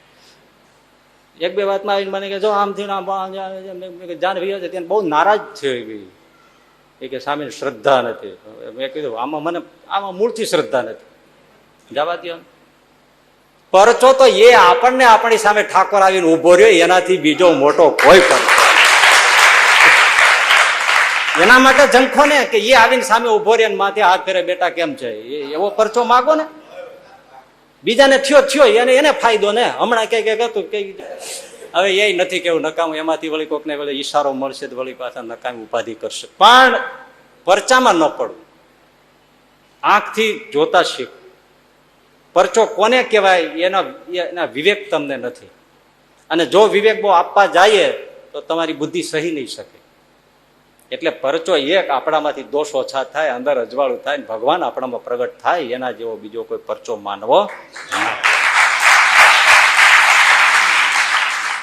બાકી તો આવું બધું ચાલ્યા જ કરવાનું છે, એમાં ન પડ. એટલે મા બાપ પીડાતા હોય અને ધર્મ કાર્ય કર્યા રાખે તો એ દેવ સેવા સ્વીકારતો નથી. જો મેં તમને પહેલા એ કીધું, લોક સેવાનો પણ મહિમા કયો, સામે દેવ સેવાનો કયો, વળી પાછો દેવ સેવામાં વિવેકની વાત કરું છું. બધા બેલેન્સથી તમને, અને બધું શાસ્ત્રીય વાત છે. એકનાથજી મહારાજ ગંગાજળ છે કે ઋષિકેશ હરિદ્વારથી લાવતા હતા અને ચડાવવાનું ક્યાં હતું? ક્યાં હતું? રામેશ્વર. ક્યાં હરિદ્વાર અને ક્યાં રામેશ્વર? મહાદેવ કાવડ લઈને જવાનું હતું તે દિવસે, બીજું નથી વ્યવસ્થાઓ, ચાલીને જવાનું. 2 હાંડાઓ ભરેલા, લાકડાનો દંડો, 2 છેડે એક એક ઘડો ભરેલું ગંગાજળનું. અને એકનાથજી મહારાજ સંઘ સાથે ચાલીને ઋષિકેશ હરિદ્વારથી ગંગાજળ લઈને જતા હતા. છેક રામેશ્વર ગંગાજળ ચડાવવાની એની ઈચ્છા હતી બધાની, નવડાવવાના હતા રામેશ્વરને. પણ રામેશ્વર હવે બહુ થોડું છેટું હતું અને રસ્તામાં શું જોયું? ગધેડાને તરસ્યો જોયો. વાત સાંભળી લેવી સહેલી છે, પણ આમાંથી એકે ગધેડાને પાય નહીં. અને રામેશ્વરને ચડાવવાનું ગંગાજળ એકનાથજી જેવા સંત પુરુષે એ પેલા ગધેડાને મોઢામાં રેડીને ગંગાજળનો ઘડા પાઈ દીધા. સાથે હતા એમણે તો બહુ ટીકાઓ કરી, કથા તો જાણીએ છીએ ને. આ જ આપણા હિન્દુ ધર્મનો વિવેક છે કે રામેશ્વર આટલે પહોંચ્યા પછી રામેશ્વરને પીવડાવવાનો ગંગાજળ ગધેડાને પીવડાવી દે છે. ક્યારે? એક પ્રાણી પણ જો પીડાતું હોય તો એને પહેલે સેવા કરવી એ મોટી દેવ સેવા છે. અને એમાં જ રામેશ્વર પ્રગટ થયા. બોલો, એટલે વિવેક સાથે દેવ સેવા પણ કરવી, લોક સેવા પણ કરવી. દેવ સેવા કરતા હોય ને એમાંય પણ શ્રીજી મહારાજે શિક્ષાપત્રીમાં સાધુઓના કડક ધર્મો લખ્યા, છતાંય પણ એમ લખ્યું ને કે પ્રાણ જાય એવો સંકટ આવે તો સ્ત્રીઓને અડીને બોલીને પણ પ્રાણની રક્ષા કરવી. આ દિન જન દુઃખીની જે સેવા કરવાની વાત, એનો અર્થ લોક સેવા ન કરવી એવું પણ નથી, દેવ સેવા ન કરવી એવું પણ નથી. બેલેન્સથી જીવ. એક મુસ્લિમ હુસેન હજ પઢવા મક્કા ગયા, પહોંચી ગયા, રાત્રે સૂતા છે. એને સ્વપ્નમાં ખુદાની આકાશવાણી સંભળાણી, હુસેન તું અહીંયા હજ પઢવા આવ્યો છો, પણ મને તારી હજ મંજૂર નથી. ઓહો, મુસલમાનને જો આવી વાણી સંભળાય એટલે એની આસ્થાને શ્રદ્ધાને તો તમારે ધન્યવાદ જ દેવા પડે. એની બહુ આસ્થા એમાં કે તારી હજ મને મંજૂર નથી. તારા પાડોશમાં રહેતા રસૂલની હજ મને મંજૂર છે. આંખ ઉઘડી ગઈ. આ શું થયું? હકીકતમાં હું હજ પઢવા આવ્યો છું, મારો પાડોશી રસૂલ હજ પઢવા આવ્યો જ નથી. એની ખુદા હજ મંજૂર રાખે છે અને હું આવ્યો તો મારી હજ મંજૂર રાખતા નથી. આનું કારણ શું? રાત્રે જ ઉઠીને ચાલતા થઈ ગયા. ઘણા દિવસો પછી પોતાના વતન પહોંચ્યા, રસૂલને મળવા ગયા કે રસૂલ આવું થયું છે, હું ગરીબ માણસ છું, મેં ખૂબ ભેળું કર્યું ત્યારે મારે હજ પઢવાના પૈસા થયા, યાત્રા થઈ, ગયો, ખુદાએ મને વાણી આવી સંભળાવી કે તારી હજ મને મંજૂર નથી પણ રસૂલની હજ મંજૂર છે. ભલા તું તો આવ્યો જ નથી અને તારી હજ મંજૂર થઈ, એનું કારણ શું? શું રહસ્ય છે? રસૂલે એકવાર તો એના આંખમાં આંસુ આવી ગયા કે ખુદાએ મારી હજ મંજૂર રાખી. પછી ધીમે ધીમે એણે વાત કરી કે વાત તો એવી છે હુસેન, તું જાણે છે કે મારે પણ હજ પઢવા આવવું હતું. હું તારી જેમ ગરીબ છું. દરેક મુસલમાનની એમ ઈચ્છા હોય જિંદગીમાં એકવાર હજ પઢવાની. મેં મૂડી ભેળી પણ કરી હતી, તને ખબર છે. પણ એકાએક તું જયારે તૈયાર થયો ત્યારે મેં કહ્યું કે હવે હું આવતો નથી. તે કારણ પૂછ્યું તો મેં કારણ કહ્યું નહોતું. હા, હવે મને કહે. તો પછી એને કહ્યું કે હું આવવાનો જ હતો, પણ હજ નીકળવાના 2 દિવસ પહેલા આપણેથી થોડે દૂર મોહલ્લામાં હું પસાર થતો હતો ત્યારે એક બાળકનો રડવાનો અવાજ આવ્યો. એટલે મને થયું કે આ બાળક આટલું આક્રંદ કેમ કરે છે, એટલે હું ત્યાં થોભ્યો. મેં કાન દઈને સાંભળ્યું તો મને એવું જાણવા મળ્યું કે એના કુટુંબના સભ્યો સમેત, બાળકો સમેત બધા અઠવાડિયાથી ભૂખ્યા હતા. એને કંઈ ખાવા મળ્યું નહોતું, આટલું ગરીબ કુટુંબ. એટલે હું અંદર ગયો, પરિસ્થિતિ જાણી. આટલી ગરીબાઈ, ખાવાનું મળ્યું નથી, અને વૃદ્ધ એમના મા બાપ બીમારની અવસ્થા, આ દારૂણ દુઃખ મેં જોયું. એટલે મેં હજ જવાનું માંડી વાળ્યું, અને જે કંઈ પૈસો હતો એ બધો જ હજ માટેનો એને આપી દીધો. એટલે એ મારી હજ ગણીને ખુદાએ મારી હજ મંજૂર રાખી છે. એટલે દાન ધર્મ, લોકસેવા, દેવ સેવા એના બધા વિવેક છે. જ્યારે સમજાય ત્યારે માણસે સમજીને દેવ કાર્ય, સમજીને લોકસેવાનું કાર્ય કરવું જોઈએ. પણ લોકસેવા જેટલી કરીએ એ બરાબર છે, પણ દેવ સેવાનું જેમ કહ્યું એમ મહત્વ જરા પણ ઓછું. આપણે શ્રીજી મહારાજ વખતની વાત છે. હરિભક્તો ગામડે ગામડેથી સમૂહમાં સંઘ લઈને ગઢપુર મહારાજને દર્શને આવતા હોય. એમાં એક સંઘ નીકળ્યો, એક ગામને ગોંદરેથી પાદરથી પસાર થતો હશે, તો ત્યાં એક શેઠ ફરવા નીકળ્યા છે. એટલે એમણે આ જોયું, એટલે વિચાર કર્યો સુખી માણસ કે આ લોકો કોણ છે. ત્યારે હજી નવો નવો ધર્મ સ્થપાતો હોય. વિશ્રામ કર્યો એટલે બધાને પૂછ્યું કે કોણ છો તમે, ને ક્યાં જાઓ છો? એમણે કહ્યું કે અમે ગરડા જાય છે ભગવાન સ્વામિનારાયણના દર્શન કરો. થોડી વાતો કરી, પછી હવે એટલો જોશ હોય એટલે મહારાજની વાત તો બેઠું થાય જ. થોડી ઘણી વાતો થઈ એટલે આને થઈ ગયું કે ના, ખરેખર તમારો નિર્મળ પ્રેમ ને આ શ્રદ્ધા છે, અને આ બધી કથા તમે જે કરી એનાથી ખરેખર મને પણ થયું છે કે ભગવાન છે. હવે હું ત્યાં આવી શકું એવી કોઈ મારી પરિસ્થિતિ નથી, પણ તમે આ 10 રૂપિયા મારા એને તમે આપજો. હવે એ ભાઈના 10 રૂપિયા લીધા. સંત તો નીકળી ગયો. થોડા દિવસો હશે ને પછી ગઢપુર પહોંચ્યા. મહારાજને જે ભેટ મૂક્યું હતું મૂક્યું, દર્શન કરી. જેને ઓલા 10 રૂપિયા આપ્યા હતા ને એ એના 10 રૂપિયા આપવાનું ભૂલી ગયા.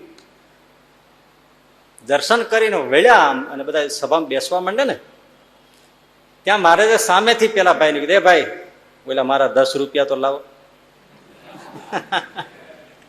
હા મહારાજ, મને યાદ ના રહ્યું, ભૂલાઈ ગયું. આ પેલા ફલાણા ગામના ગોંદરેથી નીકળ્યા હતા ત્યારે એક સુખી માણસે આપને મૂકવાના ચરણે. હા પણ તમે ભૂલી જાઓ, અમે કેમ ભૂલીએ? લાવો 10 રૂપિયા. મારા મહારાજે લઈ લીધા, હાથમાં ઉછાળ્યા, પછી પોતે મૂક્યા. એનો મહારાજે ઉપયોગ જે કર્યો એ પચ્યો.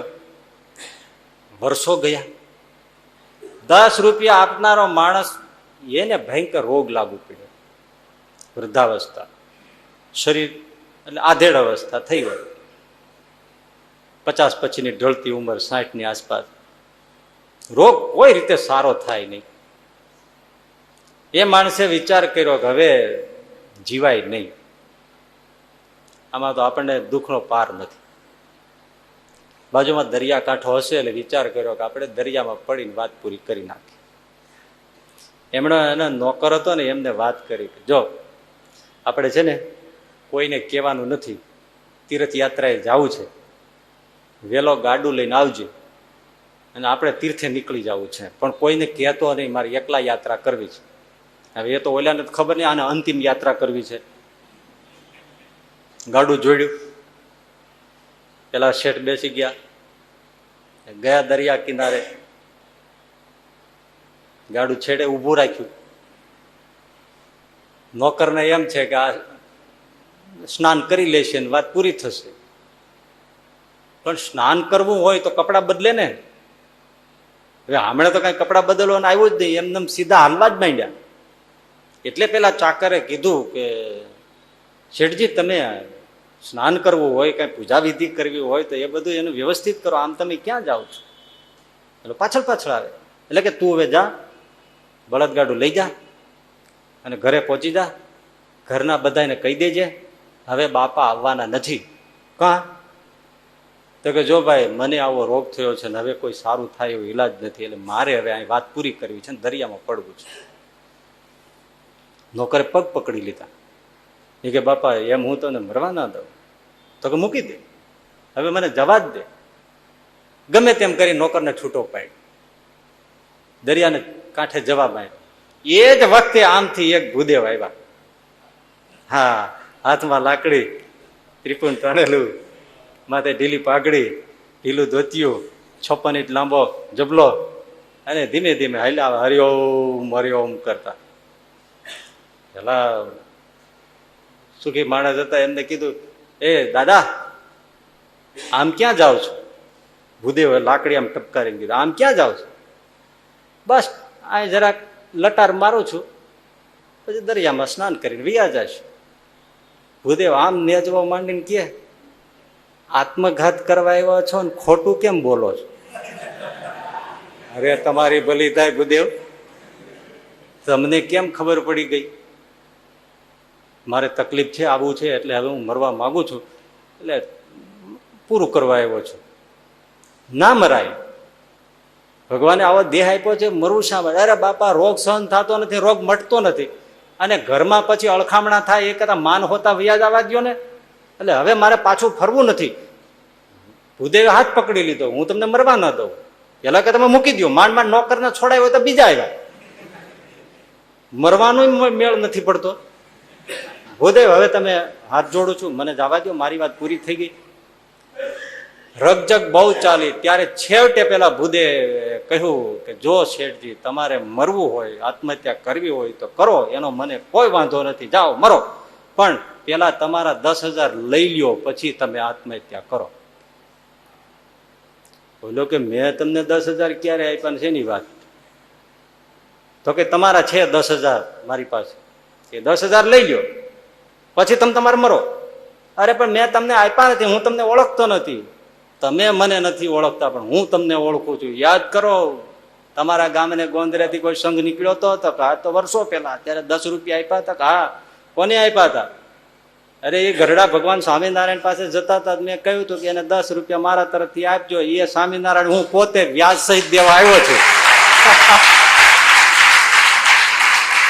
આ 10,000 લઈ લ્યો, પછી તમારે મરવું હોય તો મરો, જાઓ, અને કાં મરો નહીં, અને કાં 10,000 લઈ ગયો. પેલા પગમાં પડી ગયા, પ્રભુ તમારા જેવો કોણ દયાળુ મારા બાપ, આવા ટાણે તમે આવ્યા, તમે કયો એમ કરું હવે? બસ, તો કે અમારી ઈચ્છા છે પાછા ફરી, પણ મહારાજ પ્રભુ મારાથી રોગ સહન થતો નથી થતો. ના, ભગવાને એના શરીર ઉપર હાથ ફેર્યો, જાઓ આજથી તમારો રોગ ગયો, ખાઈ પીને જલસા કરો ને મારું ભજન કરજો, જાઓ. અને અદ્રશ્ય થઈ ગયા. કહો લોક સેવા અને દેવ સેવા સરખા? હજી હાવ હમણાંની તમને એક વાત કરી દઉં મજાની. એ આ વાત છે એ મને અહીંથી મળી છે. પેલા આપણે કુંડળમાં જ્ઞાન સ્વામીને એમની એક કેસેટ બહાર પડી હતી, એમાંથી મને એક હરિભગત સંભળાવી હતી, કારણ કે એમાં મુક્ત વંદના છે, અને એમાં શાસ્ત્રીજી મહારાજને પણ યાદ કર્યા છે કે મને એમાંથી શું મળ્યું એ રીતે વર્ણન કર્યું છે. મને એક હરિભગત આપવા, મને કે આમાં શાસ્ત્રીજી મહારાજનું કહ્યું છે, તમે સાંભળી જો. એવું સાંભળતો તો એમાં એમણે એક આ વાત કરી, મને ગમી, કે અમરેલી જિલ્લામાં કેરિયા નાગસ નામનું ગામ છે, ત્યાં દેવચંદ બાપા થઈ.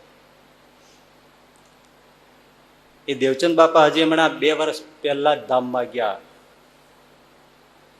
5 એપ્રિલ 2008 જ ધામમાં ગયા એ બાપા. હવે વાત જો તમે, એટલી મજાની આમ છે. એ બાપા ગરીબ પરિસ્થિતિ, ગામડે રહેતા, કેરિયા નાગસ. ત્યાંથી પછી અહીંયા અમદાવાદ આવ્યા છે. અમદાવાદમાં મિલ મજૂરી કરતા હોય. પરિવાર હોય, મિલ મજૂરીમાં મળે કેટલું? પરિવારનું પૂરું માંડ થતું હોય.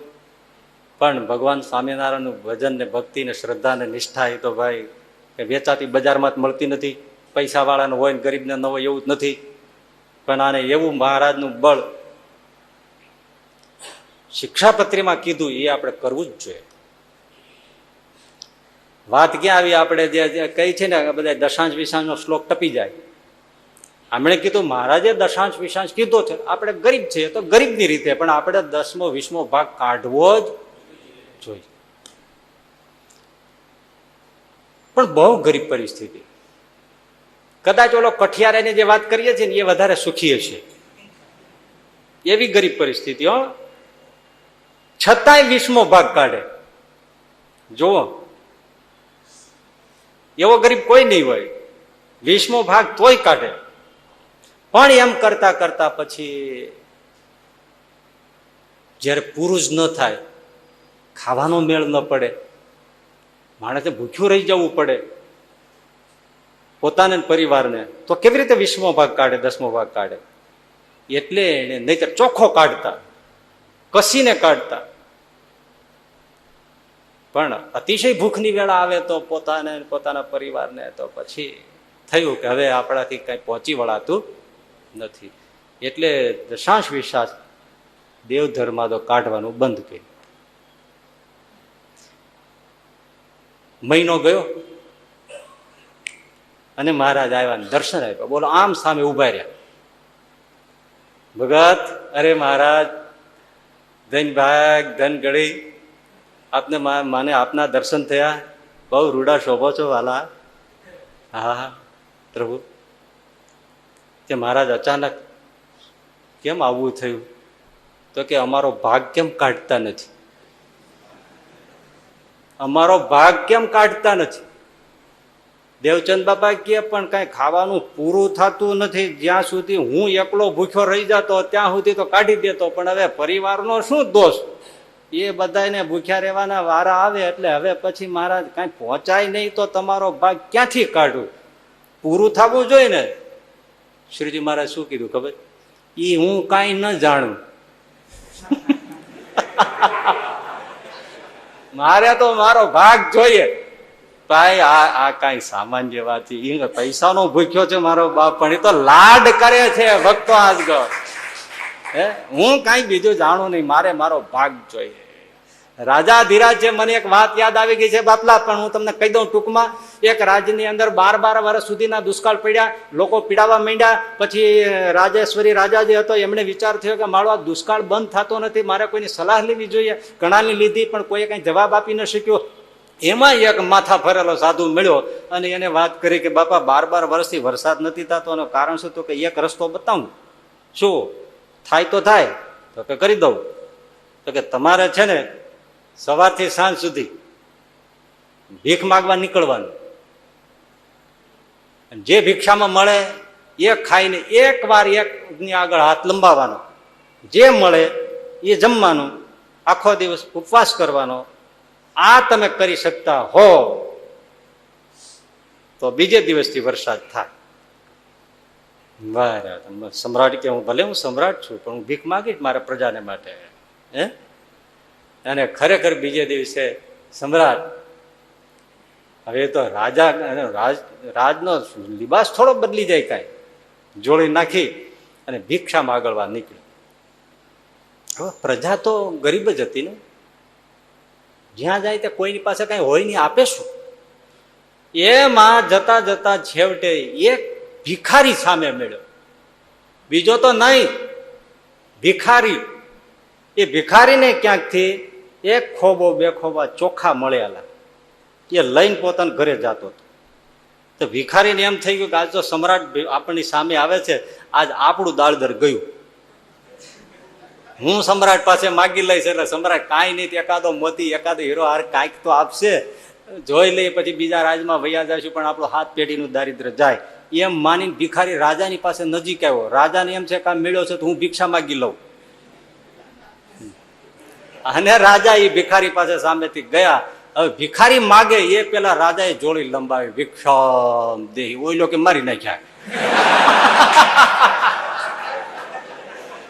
આને એમ હતું કે હું માગી લઉં, એની પેલા રાજાએ માગણી કરી, ભિક્ષા દેહી. એટલે કે આ તો સાચું છે શું છે? મહારાજ આ તો ભિક્ષા દેહી, બીજું કઈ સાંભળવા માંગતો નથી. હવે જેને કોઈ દી દીધું ન હોય ને દઈ ના શકે, એનો હાથ વળે નહીં.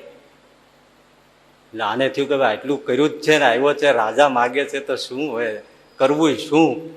જોડીમાં હાથ નાખે, મુઠ્ઠી ચોખા ભરાય નહીં. પછી દઈ દઈને દીધું શું ખબર? એક ચોખાનો દાણો કાઢીને પેલા રાજાની જોડીમાં નાખ્યો. એક જ દાણો, એક દાણો માંડ દઈ શક્યો, દીધો. રાજા ત્યાંથી લઈને ચાલતો થઈ અને કીધું તો એક જ વાર ભિક્ષા માગવાની, જે મળે એ જમીન દાડો કાઢવાનો 24 કલાકનો. ગયા, એક ચોખાનો દાણો જમી, વાત પૂરી કરી. ભિખારી ઘરે ગયો.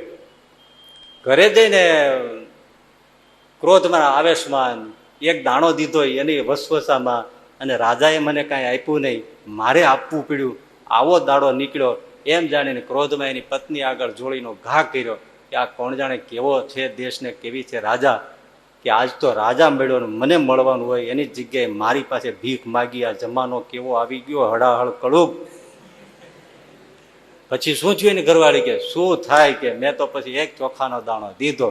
હશે જે હોય એટલું થઈ ગયું ને, નાખો ને, લાવો આમાં ઠલવો. એ જોડી ઠલવી, બધા દાણા ચોખાના હતા પણ એક ચોખાનો દાણો સોનાનો નીકળ્યો. ત્યારે ઓલા માથું કૂટ્યું, જો આમ જ હતું તો ચોખાના 2 ખોબા આપી દીધા હોત તો 2 ખોબા ચોખા સોનાના થઈ જાય. એમ રાજા ધીરાજ ભગવાન માગે છે પણ આપણને સુવર્ણ ના કરવા માં. દેવચંદ બાપા, હું કાંઈ જાણું નહીં, મને તમે મારો ભાગ આપો. દેવચંદ બાપા કે મહારાજ તમે ઉઘરાણીએ નીકળતા લાગો છો. સારું મહારાજ, હું કાઢીશ. ભલે. અદ્રશ્ય થઈ ગયા. વાહ! દેવચંદ બાપા વિચારે છે કે મેં બીજું તો શું કર્યું સાધનો, પણ એક દશાંશ વિશાંત ચોખ્ખો મારી કસોટી ઉપર મેં કાઢ્યો, તોય અડધી રાતે મારો પ્રભુ દર્શન દેવા આવ્યો. આ આજ્ઞાનો પ્રતાપ છે, એનું માનવાનો પ્રતાપ છે. વળી પાછો એ જે મળે એમાંથી વિશાંત દશાંત કાઢવા મળે. પણ ભાઈ પરિવાર પીડાવા મળે ત્યારે વળી પાછું એમ થઈ ગયું કે ભલે મહારાજ કહી ગયા પણ આપણે હવે આપી શકીએ એમ બંધ કર્યું. પાછું 6 મહિના આપ્યું છે પણ પછી થયું કે હવે પરિવારને કેવી રીતે સમજાવવું, એટલે બંધ કરી દીધું. એ મહિનો જેવો થયો સામે આવીને મારા હાથમાં લાકડીને રાજા ધીરાજો. દેવચંદ બાપા કે જય સ્વામિનારાયણ પ્રભુ, ઉઘરાણી આવ્યા તો હા, કેમ મારો ભાગ કાઢતા નથી? અરે મહારાજ હવે રાજી થાવ, મારી પાસે નીકળે એવું છે નહીં. જો બાપા નહીતર એકવાર કહી ગયા પછી હું ન કાઢું એવું કઈ નગુણો નથી, પણ હવે મહારાજ પૂરું થાય એવું નથી એટલે હું નથી કાઢતો. મહારાજ કે એવું છે તો કે સારું ભલે, અને અદ્રશ્ય થઈ. પછી તો બાપાની ઘણી થોડીક વાત છે પણ એ કાંઈ અત્યારે આપણે કહેવાની જરૂર નથી. પણ આજ્ઞા પાળીને દશાંશ કાઢનારા ઉપર, અને એમાં આવો ગરીબ તો કોઈ નહીં હોય. પણ આજ્ઞા પાળવી કઠણ પડે છે. 5 પૈસા જે જુદા છે ને એમાં લોકો જેટલું ઘરમાં ને વ્યવહારમાં સંબંધીઓમાં દીકરાઓમાં એમાં જેટલું છૂટે હાથે વાપરે છે એટલું દેવને અર્થે વાપરવામાં લોકો, આપણે ઘણી વાર કહીએ છીએ કે ઠાકોરજી પાસે છે ને નાનામાં નાનું જામફળ ગોતી આવે, કોણ જાણે રે સ્પેશિયલ રેકડીમાંથી ગોળ કાઢે બોલો. અને આપણે એમ કે 3 વાગે ઠાકોરજીને ધરાવીએ અહીંયા, નકરા બિયાના લોચા લોચા લોચા લોચા. હે અને ઘરે જોવો તો ફર્સ્ટ ક્લાસ મજાની એવી આમ તમારે રત્નાગીરી હાફૂસ કેરી હોય, અને ઠાકોરજી પાસે અહીંથી તોતાપુરી લઈ આવે. આ ઠાકોરજી કોઈ દી ભાળી ન હોય એવી. કાંઈક દેવું ને, કાંઈક દેવું, કાંઈક દેવું ઠાકોરજીને. એટલે ગણાય જો ને ગલા કાઢીને તે ચીઠિયું નીકળે, ઉપદેશ લખ્યા હોય. કાંઈક નાખવું ગલામાં ચીઠિયું નાખે, એટલે ચીઠિયું એને ઉપદેશ આપવાની ક્યાં જરૂર છે? તમે નાખો ને કઈક. એટલે ભગવાનની આજ્ઞા પાળે દશાંશ વિશાંત. હમણાં મને એક ભાઈએ વાત કરી, હવે આમ તો છે શિક્ષકની, કોઈ શિક્ષકો બેઠા હોય તો ખોટું નહીં લગાડવાનું. એને આડોશ પાડોશમાં એક શિક્ષક રહેતા હશે. એ કે સ્વામીજી, એ બાજુમાં જે શિક્ષક રહે છે ને એ જે સવારથી સાંજ સુધી જે દોડે છે ટ્યુશન માટે, પાન મસાલા મોઢામાં ભર્યા હોય, ટ્યુશન ને ટ્યુશન, મોં માગી ફી લેવાની, ભણાવ્યા કરવા. તે માણસ દોડીને પૈસા ભેળા તો કર્યા. દાન ધર્માદાની વાત કઈ આવે જ નહીં. દાન ધર્મા તો કરતા હોય એની તો કોઈ વાત છે ને, એ તો બધા સારા છે, પગે લાગવા જેવા જ છે. આને તો એ કઈ આવે નહીં, પૈસો ને એમાં કે આ સાલ એનો જ છોકરો એને એડમિશન અપાવવા માટે 10 લાખની ડોનેશનની જરૂર પડી. તો આણે 10 લાખ ભેળા કર્યા હતા લૂસી ચૂસીને. એ 10 લાખ એને ડોનેશનમાં આપી દીધા. થઈ ગયું જીરો, પૂરું સાવ થઈ ગયું નીલ. પણ તોય બોલ્યો શું ખબર? આપણે ભેળું કર્યું તું કામ આવ્યું ને. એટલે ભાઈ આવી રીતે ભેળું ન કર્યું હોત અને તમે પૈસા ના આપી શકતા હો ચાલો કદાચ, તો તમે 10 ટ્યુશન લેતા હોય એમાંથી એક ટ્યુશન ગરીબને ભણાવો ને મફત. એ દશાંશ છે. ગરીબ ભણી નથી શકતા એને મફત ભણાવો, એ 10-20 ભાગ છે ભાઈ. એક ડોક્ટર હોય છે એ અમુક દર્દીઓને તપાસ્યા પછી અમુક દર્દીઓને ફ્રી તપાસી તો લોકો કરે કરે તો થાય એવું જ છે. જેનાથી જે થાય એ દશાંશ વિશાંશ. સેવા આપીને શરીરથી એ દશાંશ છે. પણ પૈસો હોય તો પૈસો તો આપવો જ. દશાંશ સેવા કરવી, દશાંશ સમય કાઢવો, દશાંશ અરે દશાંશ વિશાંશ ભજનનો સમય કાઢવો, સત્સંગ કરાવવા, સત્સંગ કરવા, બધે કાઢવું એ દશાંશ વિશાંશ છે. પણ ઘણા લોકો વૃદ્ધ થઈ જાય, પેન્શન કેટલું આવતું હોય ખબર છે? 25 થી 30 હજાર પેન્શન. એવા આપણે ઓળખીએ છીએ ઘણાને. પેન્શન સરકારી નોકરીઓ એવી બધી હોય જામેલી.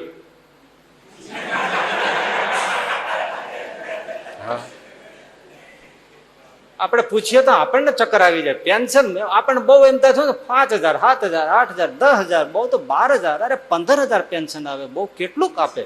ના ના 30,000. ઓહો 30,000 પેન્શન તો કા છોકરા બધા ધંધે ધાપે ચડી ગયા. શું કમાય? પેલો છોકરો છે મહિને 80,000 કમાય, બીજો છે 2 લાખ કમાય. હા જુદા રે ના, બધા ભેળા રહીએ છે. બહુ તમારે પાછા 30,000 પેન્શન. હા મહિનાની કેટલી આવક? છતાંય એ પેલા દાદાને આપણે પૂછીએ પેન્શન 30,000 આવે છે એનું તમે કરો શું? અહીંયા જુઓ તમે આટલું આવે છે તો એમાંથી દશાંશ કાઢી ન શકે. અને છોકરાને માટે વાપરે, ઘરમાં વાપરે, શાકભાજીમાં વાપરે, વ્યવહાર સાચવવામાં વાપરે, બેનો દીકરીઓમાં વાપરે, વ્યવહારમાં વાપરે, છોકરાને ટ્યુશનમાં વાપરે. પણ દેવ ધર્મા દો કે સત્સંગ સેવા એમાં ક્યાંય બહુ હોય તો મંદિરે જાય તો 5-10 રૂપિયાની પહોંચ ફાળાવે, એની સામે પ્રસાદ લઈ જાય. એ પ્રસાદ ને પાછો 3 વાર ઊંઘી જવે, ચોખ્ખું છે વેજીટેબલ. એ શું છે? પણ કરી શકતા નથી. જો કરે તો પાર દશાંશ વિશાંશ આ દેવ ધર્માદાનું જે છે વાત કે કરે તો માણસ પાર પામે છે. એક બધું લોક સેવાના બધું એક સરખું ન ગણો. તમે જુઓ આપણે આ દેશમાં સંતોને બ્રાહ્મણોને જમાડવાની ને સેવાની બધી વાતો છે કે અમસ્થી નથી. શા માટે? એ બધા કઈ સત્સંગની કે સંસ્કૃતિની કે એનું બધા રક્ષણ કરે છે. હવે વાત એ સાચી ને, અમારે જો નોકરીએ જવાનું હોય તો આ કરે કોણ? તો શાસ્ત્ર જઈને ક્યારેક કરવું, બીજું પ્રવૃત્તિ ક્યારેક કરવી.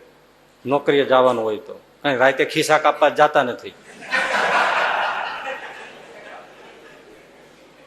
મહિમા એટલે છે બ્રાહ્મણો આખો વેદ અધ્યયન માટે જિંદગી ખર્ચી નાખે છે, એટલે એને ભિક્ષા આપીએ છીએ, એને આજીવિકા માટે આપણે દાન આપીએ છીએ.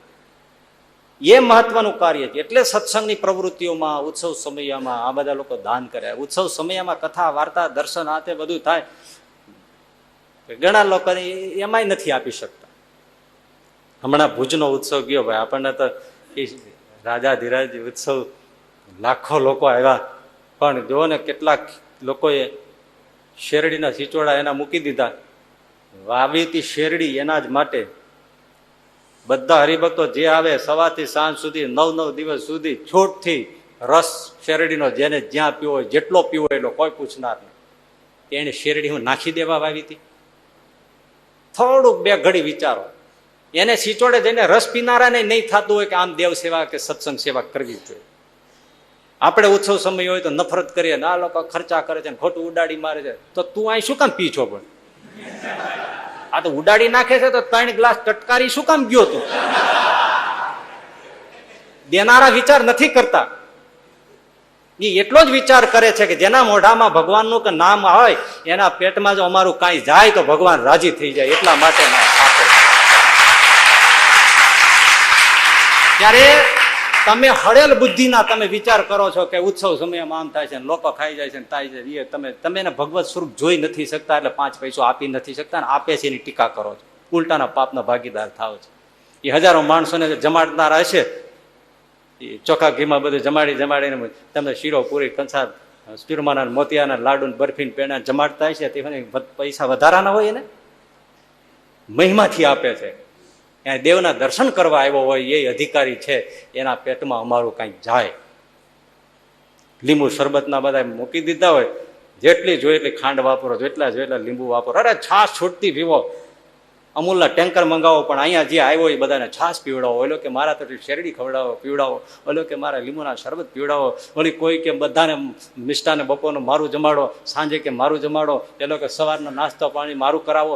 છૂટથી આપતા દર જગ્યાએ ઉત્સવમાં વડતાલ હોય, જ્યાં હોય ત્યાં લોકો આપે છે, એમ જ આપે છે ને, ભગવત બુદ્ધિથી જ આપે છે ને. ટીકા કરનારા સત્સંગમાં ખાતા હોય છે ને ટીકા કરતા જતા, ખાતા હોય ને ટીકા.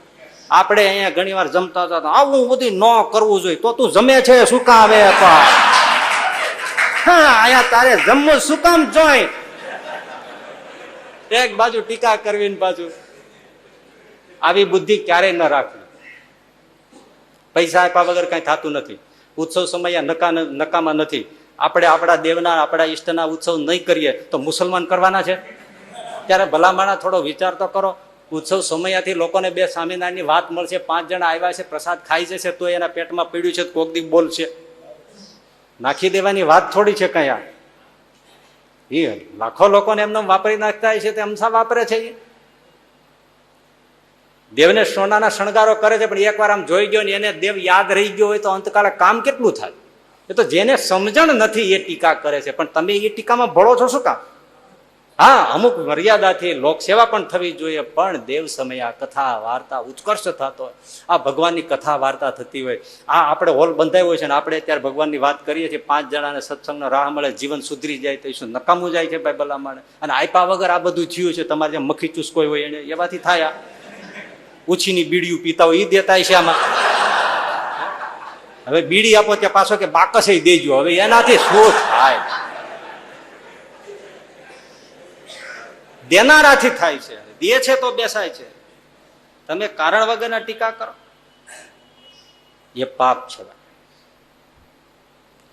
ભગવાનને નામે જે કઈ થાય છે, વિવેક હું હજી સાથે સાથે કઉ છું. હા, વિવેક બધે હોવો જોઈએ, ઉત્સવ સમયમાં વિવેક હોવો જોઈએ, પણ દેનારા છે એને એક ભાવના છે કે અમારું ભગવાનના ભક્તોના ઉદરમાં કાંઈક જાય. અમે શાસ્ત્રીજી મહારાજે આપણે દુધાળા ગીરના મૂળજી ભગત, એમના દીકરા પોપટ જયારે અક્ષરવાસી થયા એ નિમિત્તે પછી ભાગવતની સપ્તાહ કરેલી, અને શાસ્ત્રીજી મહારાજને બધા સંતો મહાદેવપ્રિય સ્વામી, જ્ઞાન સ્વામીની કથા વાંચતા હતા.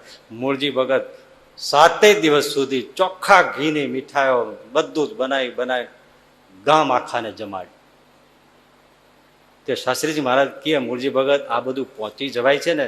હે સ્વામી, કોઈ તકલીફ નથી હો, ભલે બધું વપરાય, પણ આપ જેવા સંતો આ બધા અહીંયા આવ્યા અને હું આ ન કરું તો કોણ કરે? મને કરી લેવાય દો. પણ સ્વામી કે કરો એ તો બરાબર જ છે, ભગવાન આપણે બેઠો છે, કઈ અધૂરું રહેવાનું નથી, અમારા સાધુનો ફરજ છે, એટલે અમે પૂછીએ કે તમને પહોંચી વળાય એમ છે ને? તો કે હા બાપા પહોંચે છે. બસ, મહાપુરુષ તો એ જ રીતે પૂછે ને. પણ બપોર થાય ને સાંજ થાય, મૂળજી ભગત જમવાને ટાણે ગામને પાદર જાય ભાઈ, અને ત્યાં જે બસ નીકળે ને એ બસ આખી ઊભી રખાવે, બધાને ઉતારે, કંડક્ટર ડ્રાઈવર સહિત પોતાને ત્યાં લઈ આવે, પરાયણે જમાડે અને પછી બસ રવાના કરે. ત્યારે માધવપુરી સ્વામી એકવાર કીધું, ભગત આ બધું તમને પોસાય? એટલું બધું તમે બહુ ખર્ચો થઈ નહીં જાય એમ?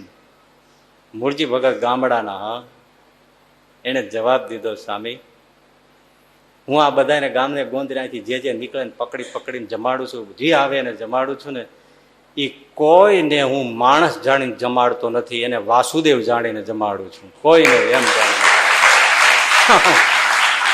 હું તો એને ભગવાન જાણીને જમાડું છું. શું આ વગર ભણે ભણવાની વાત છે ને? કેવી મોટી બુદ્ધિ હશે! આપણે બેઠા બેઠા વિચાર કર્યા કરીએ, ખોટા ખર્ચા કરે છે. આ બધું કરે છે. અને બોલ્યો કે હું તો ભગવાનને જમાડું છું, હું બીજા કોઈ માણસને જોતો નથી, હું તો ભગવાનને જમાડું છું. ભાઈ, અન્ન પેટમાં જાતું હશે એનું કંઈક ગુણ તો હશે ને, કંઈ એમનું થોડું શાસ્ત્રો વાત કરતા હશે, શું ભલા માણસ. અને એ કંઈ ખોટી હોય તો અડધી રાતે આપણે લઈને બેસીએ અહીંયા કાંઈ શું કે કંઈ કેવી વાત કરો છો. તો આપણે પુરાણી પ્રેમ પ્રકાશ દાજી સાહેબ ગામડે ગામડે ફરે, સમય સંજોગ હોય ત્યારે. એમાં ભાઈ એક ગામડે એક આપણો ભૂતપૂર્વ વિદ્યાર્થી છે, એટલે એને તેડી ગયો, સામી ઉતારો કર્યો, એને ત્યાં અલાયદું ઘર છે એમાં રહે. ક્યારેક સામે ચોરે જાય, ગામ આખામાં બીજો કોઈ સત્સંગી કે કોઈ બીજો કાંઈ નહીં, જોજો ત્યાં સામે બેસે, ત્યાં ભાભલા તો હોય જ. એટલે સ્વામી તો સ્વામીને બધું આવડે ફાવે, બધી ગ્રામ્ય બોલી વાતચીત. એટલે પછી રામાયણની ચોપાઈઓ આ તે બધી ઉપાડીને સ્વામી સરસ મજાની વાતો શરૂ કરે. એટલે ભાભલા આવે, બીજા આવે, બધા બેસે.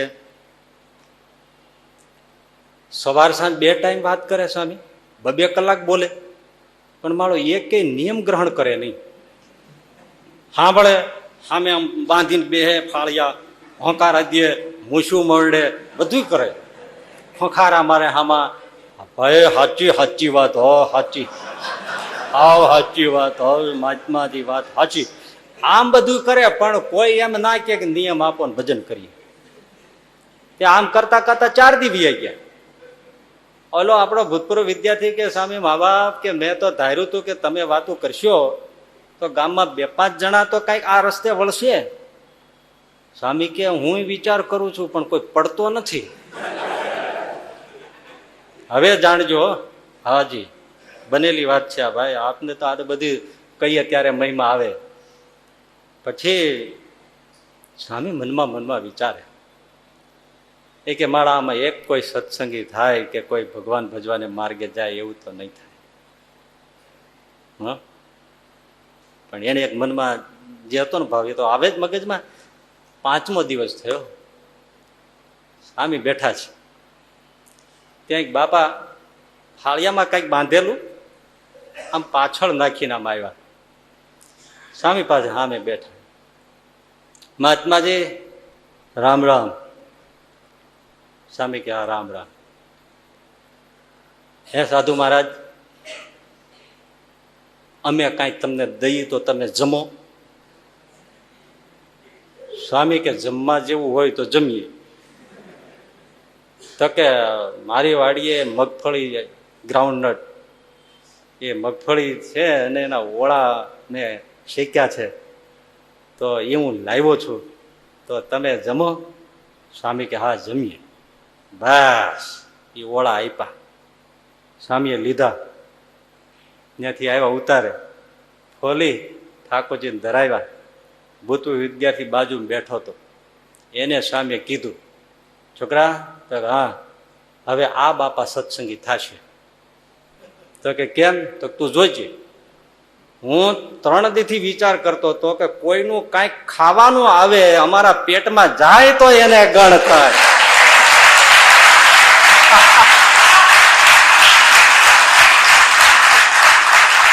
પણ મારા વાતું સાંભળે પણ કોઈ ગોળની કાંકરીએ દે નહીં તો એને કેમ બુદ્ધિ ફરે?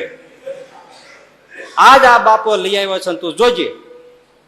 સાધુના પેટમાં અન્ન જાય કોઈ દી પાછું પડતું નથી. અને ભાઈ સંતોએ ઓળા ફોલીને ઠાકોરજીને ધરાવ્યા જીમાં. સાંજ પડી ગઈ, ભાભો રાતે હૂતો, સવારે જાગ્યો અને વિચાર કરે કે આપણે આ મહાત્માની પાસે જઈને કંઠી બંઠી પહેરીએ તો ઠીક હો. ઉગ્યું જો, સવારે ઉતાવળે જ આવ્યો, ઉતારે આવ્યો ભાભો. આવીને ઓલા છોકરાને કે તારા હામી છે? હા છે ને. હારો હારો હારો, ક્યાં છે તે? સ્વામી પાસે લઈ ગયા, બેઠા. સ્વામી કેમ બાપા? હા હારો હારો. ઓળા જીમા? જીમા ને એ જ તમે આવ્યા? હે સ્વામી, મને વિચાર થયો હવારે કે મારે આ તમારે આ છોકરો ગુરુકુળનો ભજન કરે છે એમ મારે ભજન કરવું હોય તો થાય ને. બધી રીત સમજાવી અને વર્તમાન ધરાવ્યા. સ્વામીએ કંઠી પહેરાવી અને એ પેલો સત્સંગી થયો. પેટમાં જાય તો કામ થાય. કાંઈ ભાઈ સત્સંગની ધરોહર છે. સાધુઓને આપણે નહીં સાચવીએ તો સત્સંગ કેમ પ્રચાર થશે, સત્સંગ કેમ જળવાશે? સાધુને એટલે જ આપણે સાચવવાની વાત આવે છે. પણ બીજી વાત આ છે, એ ખાઈ જાય છે, એ ખાઈ નથી જતા, કાંઈક બીજું જ કરે છે. હજી એના જેવી જ વાત તમને કહી દો તો કેવી છે મજાની. સુરતમાં ગોપાળાનંદ સ્વામી સંત મંડળ લઈને આવેલા, ભિક્ષા માર્ગે. સુરતનું એ વખતે બહુ દેશી નગર હતું સંતોનું. 16 સંતોને તો ભિક્ષાની જોડીમાં ઝેર નાખી દીધા હતા, આત્માનંદ સ્વામી વગેરેને. અને લોટ પાણીમાં મેળવીને જીમા સંતો અને બેભાન થઈને ઢળી પીડ્યા. શરીરમાં ઝેર વ્યાપી ગયું હતું ને લીલી કાચ જેવી સોળીની કાયા થઈ ગઈ હતી અને પ્રાણ છૂટવાની થોડીક વાર હતી. એ જ વખતે ભગવાન સ્વામિનારાયણ દિવ્ય રૂપે આવ્યા અને એક એક સંતો પર હાથ ફેરવી અને સોળીના ઝેર ઉતારી નાખ્યા હતા. એ પરચો નિષ્કુળાનંદ સ્વામી ભક્ત ચિંતામણીમાં લખ્યો છે. એ આત્માનંદ સ્વામીનું મંડળનું પોતે, એ સુરત જોળીમાં ઝેર દેનારું. હવે એમાં ભાલચંદ્ર નામના શેઠ દુકાને બેઠા હોય, આ સંતો ત્યાંથી નીકળ્યા. બશેરી કે પાંચેરી જે હાથમાં આવે ને રમાવીને સંતોને મારે. મારા પણ આવી ગયા છે, કાંઈથી ફેરવીને મારે. સંતો બિચારા વાગે પાછળ હટીને નીકળી ગયા. ઉતારે આવીને સ્વામીને ગોપાળાનંદ સ્વામીને કીધું કે સ્વામી બધી વાત સાચી, પણ એક શેઠ બહુ ભયંકર છે. બશેરી પાંચેરી કિલો 2 કિલો જે હાથમાં આવે મારે. આમાં ક્યારેક જો કોઈને બરાબરનો માથામાં આવી ગયો તો સ્વામી આપણે સાધુ ગુમાવવો પડશે. અને એવો બળુકો છે, મારે છે સ્વામી, તમે જુઓ ગોફણમાં ઘા મારે એવા મારે. એટલે સ્વામી અમે એ બાજુ નથી જવાના. ગોપાળાનંદ સ્વામી કે ખબરદાર, એ જ ગલીમાંથી નીકળવાનું છે. પણ સ્વામી ભલે મારે, જેવા ગુરુ એવા ચેલા, ભલે માવા, અમે ત્યાંથી નીકળશું. હવે રોજ ત્યાંથી નીકળે, સ્વામિનારાયણ સ્વામી ભજન કરતા હતા અને શેઠને જે હાથમાં આવે એ મારે. સંતો ત્યાંથી આવે એટલે સ્પીડ વધી જાય કે બે ટકરાઈએ નહીં આપણે, એમ નીકળી જાય સંતો. 1 દિવસ 2 દિવસ 3 દિવસ 4 દિવસ આનો માર્યા વગરનો કોઈ દિવસનો દિવસ ન જાય, અને પેલા સંતોને કોઈ દિવસ નીકળ્યા વગરનો દિવસ ના. ઐતિહાસિક ઘટના છે ભાઈ, પુરાણી સ્વામીની કીધી એમ જ. આ વાત કહેવાની એ છે કે ઉત્સવ સમયમાં જ્યાં ત્યાં બધા કોઈ નાખી દે છે અન્ન કે દાન કે જે કરે છે, નાખી નથી દેતા. થોડુંક વિચારવું જોઈએ. દેવ સેવા, સત્સંગ સેવા, સાધુ સેવા, ભક્તોની સેવા એ નાખી દેવાની ચીજ નથી. એટલે એમાં 5મો 6મો 7મો 8મો દાડો હશે, સંતોનું મંડળ નીકળવાનું થયું. પણ એ વખતે શેઠ પેલી તાંજળિયાની ભાજી પાંદડા વીણીને તોડે ને, ગામડામાં મોટે વખતે લગભગ શહેરોમાં એવો કમ્બાઈન્ડ રહેતું. આ બાજુ દુકાન હોય ને આ બાજુ પાછળ ઘર હોય. એટલે કોઈ ગ્રાહક ન હોય તો ઘરનું કામ શેઠાણી આપી જાય તો કરવું પડે, એટલે કરતા હોય. આ હમણાંથી કઈ નથી, પહેલેથી આમ જ હાલ્યું આવે છે. એટલે તાંજળિયાની ભાજી વીણવા આપી છે, એ બધી વીણીને એક બાજુ કરીને પછી એના જાડા જાડા મૂળિયા સમેતના ડાખડા હોય ને, એ ડાખડાનો એને પૂળો વાળીને મૂકી રાખેલો. અને પેલા સાધુ નીકળ્યા અને લેવાઈ ગયા, પણ કઈ બશેરી પાંચેરી કોઈ વજનિયું હાથમાં આવ્યું નહીં. તો મારવાનો નિયમ થોડું ચૂકાય. તો તાંજળિયાની પોળીનો ભાજો જે ડાઠિયા, પાંદડા તો વીણી લીધા હતા, મૂળિયા વધ્યા હતા, એ મૂળિયાનો વીટો પડ્યો તો ફેરવીને પેલા સાધુને માર્યો. પણ નીકળતા હતા ત્યારે ગોપાળાનંદ સ્વામી સંતોને કીધું, સંતો આજે ઓલી ગલીમાંથી નીકળો. હા બાબા, રોજ નીકળી છે, આજે નીકળશું, પણ આજ ધ્યાન રાખજો. આ સંત જુઓ તમે ક્યાં ઉતારે વ્રત બેઠા છે ગોપાળાનંદ. હા, એમણે કીધું સંતો આજ એ તમને જે મારે એ લઈ લેજો. પણ મા બાપ બાંછેરી બછેરી મારે તો જે મારે એ લઈ લેજો. લોઢાના ઘા કરે, જે મારે એ લઈ લેજો, તમે રેવા દેતા નહીં ત્યાં. ભલે મા બાપ. સંતો એ જ તાપમાં હતા, જે મારે પકડી લેવું છે આજે. સ્વામીએ કીધું છે બશેરી મારે પાંચેરી મારે, જોડાનું પગરખાનો ઘા મારે, જે મારે આજુ જટી લેવાનું છે શેઠનું. વારે વાહ. અને એમાં તાંજળિયાના ડાંઠિયાનો પૂળો હતો ને ઘા કર્યો. સંતોએ લઈને દોડતા દોડતા લઈને વયા. થોડો ઘણો લોટ ભિક્ષામાં બીજેથી મેળવ્યો, લઈને સ્વામી પાસે આવ્યા. સ્વામી પેલું પૂછ્યું, સાધુઓ હા પેલા શેઠે, અરે સ્વામી આજ તો તાંજળિયા ડીટિયા વિધ્યા હતા, એ માર્યા લઈ લીધા. બસ હાલો એને ધોઈ નાખો, એક પથરા ઉપર મૂકો, બીજો પથરો લાવો, લસોટીને એને ઝીણું ચટણી જેવું કરી નાખો, અને તમને જુવાર બાજરીનો જે કાંઈ ભેળસેળિયો લોટ મળ્યો છે એ લોટમાં એને નાખો, ગાળીને પાણી નાખો, એના વાળો પીંડા બધાય ઠાકોરજીની આગળ મૂકો, અર્પણ કરો, બધાય સંતો જમો જાઓ.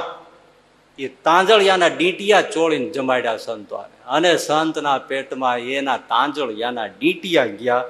એ ભાલચંદ શેઠ રાતે સુતા મનમાં થઈ ગયું, 12 વાગ્યાનો સમય થયો છે. શેઠને એમ થઈ ગયું, અરે રે પેલા બિચારા સાધુડા 8-8 દિવસથી નીકળે છે, પાંચેરીને બેશેરીને લોઢાના ઘા કરું છું, તે એના મારા બાપનું શું બગાડ્યું છે? હું કાંઈ દેતો તો નથી, પણ મારો મારવાનો કયો અધિકાર છે? એને મારી સામે કોઈ દી હાથે આમ કર્યો નથી, તો હું છૂટથી કૂતરાને મારું એમ મારું, અને છતાંય ઓલો સાધુ મને કાંઈ કહે નહીં. અને કાલ મેં તાંજળિયાના ડીંટિયા નાખ્યા, એ લઈ લીધા એને. અરે એ સાધુ હું એને ખાશે? આટલા ભૂખ્યા હશે, હું સુરતમાં મારું છું એમ બીજા મારતા હશે, ત્યારે ભૂખ્યા સાધુએ તાંજળિયાના ડીંટિયા વીણી લીધા હશે. આ ભૂખ્યા કેટલા હશે તે તાંજળિયાના મારા નાખી દીધેલા, ઢોરા ખાય એને આ સાધુડો ખાશે? હાય હાય હાય, મારા જેવો કોઈ દુષ્ટ નહીં. જોઈ લો પેટમાં ગયું હો. સવારે હવે આ જો સાધુ નીકળે, મારે હુંડલા ભરીને લોટ દેવા છે. ઉભા રહી ગયા ભાઈ પગથિયે બજારની આગળ. ઓલા સ્વામી ગોપાળાનંદ કે નીકળજો ત્યાંથી. મહારાજ સ્વામી પણ હવે તો બંધ કરાવો, આજ મળી ગયા તાંજળિયા, પણ આજ તો પાંચીરી તૈયાર રાખીને બેઠો. અરે સાધુ બીઓમાં જાઓ જાઓ, નીકળો નીકળો નીકળો. આવ્યા ત્યાં તો ભાઈ શેઠ ઉભેલા. ઓલા સાધુ કે આજ તો તૈયાર થઈને ઉભો છે. બોલો તો કામ ધંધામાં હોય ને મારતો તો આજ ખાલી ન જાય.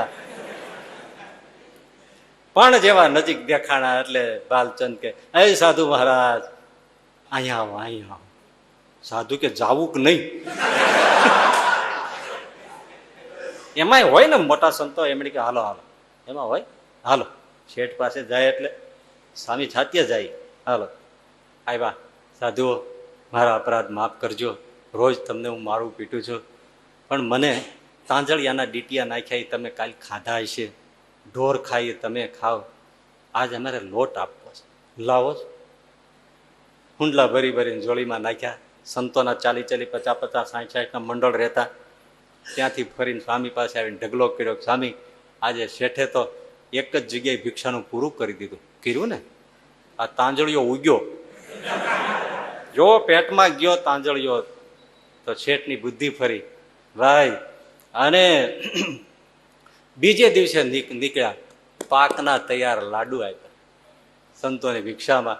ગોપાળાનંદ સ્વામી પાસે મૂક્યા. ગોપાળાનંદ સ્વામી કે સંતો ઓલામાં પાણી નાખીને ગોળા કરીએ છીએ, આમાં થોડું ઘી નાખીને ગોળા કર્યા છે, અમારી આજ્ઞાએ જાઓ જમો. એ બધું જમ્યા. અને પછી ત્રીજે દિવસે નીકળ્યા ત્યારે શેઠ પગમાં પડી ગયા, મને તમારે આશરે લઈ. ગોપાળાનંદ સ્વામી પાસે લાવ્યા. એ બાલચંદ્ર શેઠે કંઠી પહેરી, એ સત્સંગી થયા. અને એનું વચનામૃત મધ્યમાં 58 કે 59 છે ને કે 51, એમાં શ્રીજી મહારાજે નામ લીધું કે નિષ્ઠા ભગવાનનો નિશ્ચય હોવો જોઈએ. કેવો? તો સુરતના બાલચંદ્ર શેઠ જેવો, આવો શેઠ છે. ભાઈ કાંઈ આ ઉત્સવ સમય આ સાધુ સંતોની સેવામાં, ભગવાનની સેવામાં, દેવ સેવામાં બધા દશાંશ વિશાંશ નાખી દે, બીજો ધર્માદો આપતા હોય એ નાખી દેતા નથી. આ તો પરમ પદ પામવાની વાત છે. મધ્યના 62માં વચનામૃતમાં શ્રીજી મહારાજે કીધું છે, સાંભળજો. રઘુવીરજી મહારાજે પ્રશ્ન પૂછ્યો. હા, એમણે પ્રશ્ન પૂછ્યો, સીધો ક્લિયર કટ વાત ને સીધો જવાબ. મહારાજ આ જીવનો મોક્ષ કઈ રીતે થાય? રઘુવીરજી મહારાજે જોઈએ છે ને મોક્ષની વાત તો કોને, તો સીધો જ રઘુવીરજી મહારાજે પ્રશ્ન પૂછ્યો કે મહારાજ આ જીવનો મોક્ષ કઈ રીતે થાય? મહારાજ કે પોતાનું જેને મોક્ષ જોઈતો હોય, જેને પોતાનું કલ્યાણ જોઈતું હોય, એને પોતાનું દેહ, ધન, ધામ, કુટુંબ, પરિવાર સર્વેને ભગવાનની સેવામાં જોડી દેવા. સાંભળજો, એ સહેલું છે, હજી સહેલું છે. પોતાનો દેહ, ધન, ધામ, કુટુંબ, પરિવાર તે સર્વેને ભગવાનની સેવામાં જોડી દેવા. અને ભગવાનની સેવામાં જે કામ ન આવે એ પદાર્થોનો ત્યાગ કરો. આવી રીતે જે ભગવત પરાયણ વર્તે અને ગ્રહસ્થ હોય તો પણ મરે ત્યારે નારદ સંકાદિકની પંક્તિમાં ભળે અને પરમ મોક્ષ પદને પામે. વારે આટલું કરો. પણ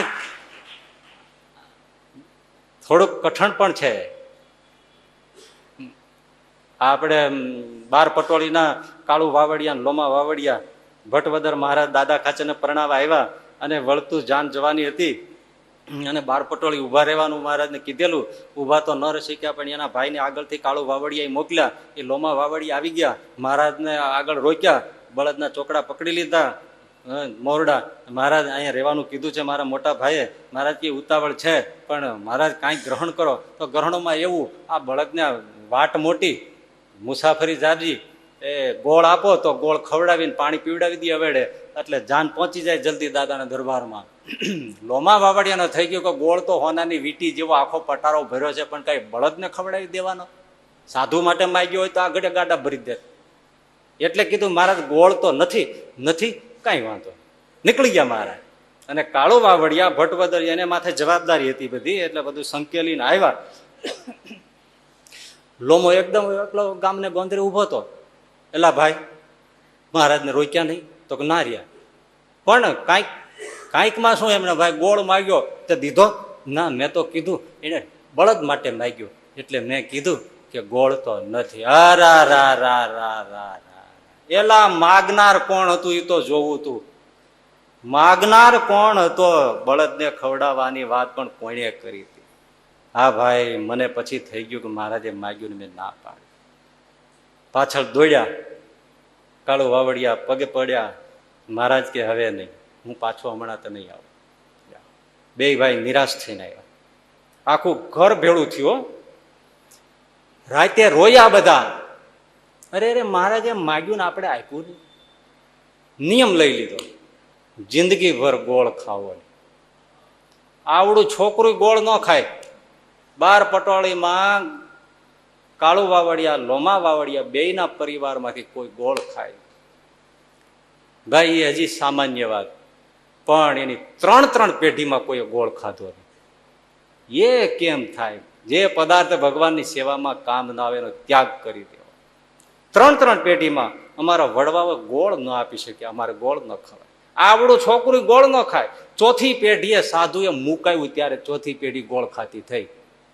એ પેઢીમાં જેઠુર બાપા ખાચર ફાચરિયા રહેતા હતા ને એના જે પરચા વંચાય છે ને, એ લોમા વાવડિયાના પરિવાર. એ જેઠુર બાપા એ શાસ્ત્રી મહારાજને પોતાને ત્યાં તેડાવીને વચનામૃતની કથા કરે ને હામાં બેહે, ગોઠણિયા વાળી જાય કથા વાર્તા કરે, અને સામેના મોઢામાં ઘીના ચોસલા સાકર ભેળવીને કીધા હોય ને એવા એ ભેંસુના શુદ્ધ ઘીના એમાં સાકર નાખી દે અને પછી થાળીને મૂકી દે અને ઘી જામી જાય, એના ચોસલા પાડે અને આવા ખાલી ઘી ને સાકર. અને જેઠુર બાપા સામે આવે, મહારાજે ધરાવે. મામ બાપ એ તો આયર લોકો ને, મારો બાપલિયો કરું. હા લે મારા બાપા લે. સામે કે પણ જેઠુ બાપા આખું ઘી લે ને મારા બાપા, તારા જેવો જમનારો ક્યાં મળશે, લે. મોઢામાં દે. સામી કે હું એનો ભાવ જોઈ અને જમી. ઘી ને સાકર ચોખ્ખું. અને બ્રાહ્મણિયા ધર્મ પારવા વાળા મારા ઠાકોરજીને ધરાવેલું. આપણે આવું કોઈ દી ખાયતા ન, આપણને ભારે લાગે એવું. જમી જાય ત્યાં બાપા, હન મારો બાપ લ્યો. હે લ્યો બાપો લે. સામી કે હ અરે મારો વાલો લે. મોઢામાં પાછું બીજું દઈ. આમ હામે બેન જેઠુર બાપો ભાવ કરી સંતોને જમાડે. એવો એ પરિવારના એ બધા. પણ કહેવાની વાત કે જે પદાર્થ સત્સંગમાં ભગવાન અર્થે ઉપયોગ ન આવે એનો ત્યાગ કરી દેવો. આ તો સર્વસ્વની વાત છે, પણ એટલું માગતા નથી. 10મો ભાગ માગે છે. ખાલી પૈસાની વાત નથી. બુદ્ધિથી, તનથી, મનથી, જે કઈ કૌશલ્ય હોય એનાથી પણ ભગવાનને અર્થે, સત્સંગને અર્થે, સંતને અર્થે, ભક્તોને અર્થે જે જેટલું થાય એટલું કરવું જ જોઈએ. તો એ જકાત ભરી કહેવાય છે. માટે આ છઠ્ઠો પૈસો છે એ કઠિયારો કહે છે કે હું જે આપું છું એ જકાત ભરું છું. અને આવી રીતે દાન કરવું, ભગવાનને અર્થે વાપરવું, તો એને સુખનો ખજાનો મળે છે ને મળે છે. હવે પછી જે વાત આવે છે એ થોડીક સમજવાની છે, પણ એ આજે નહીં, આવતા શુક્રવારે. અને એ છે દાન દેવું તો કઈ રીતે દેવું.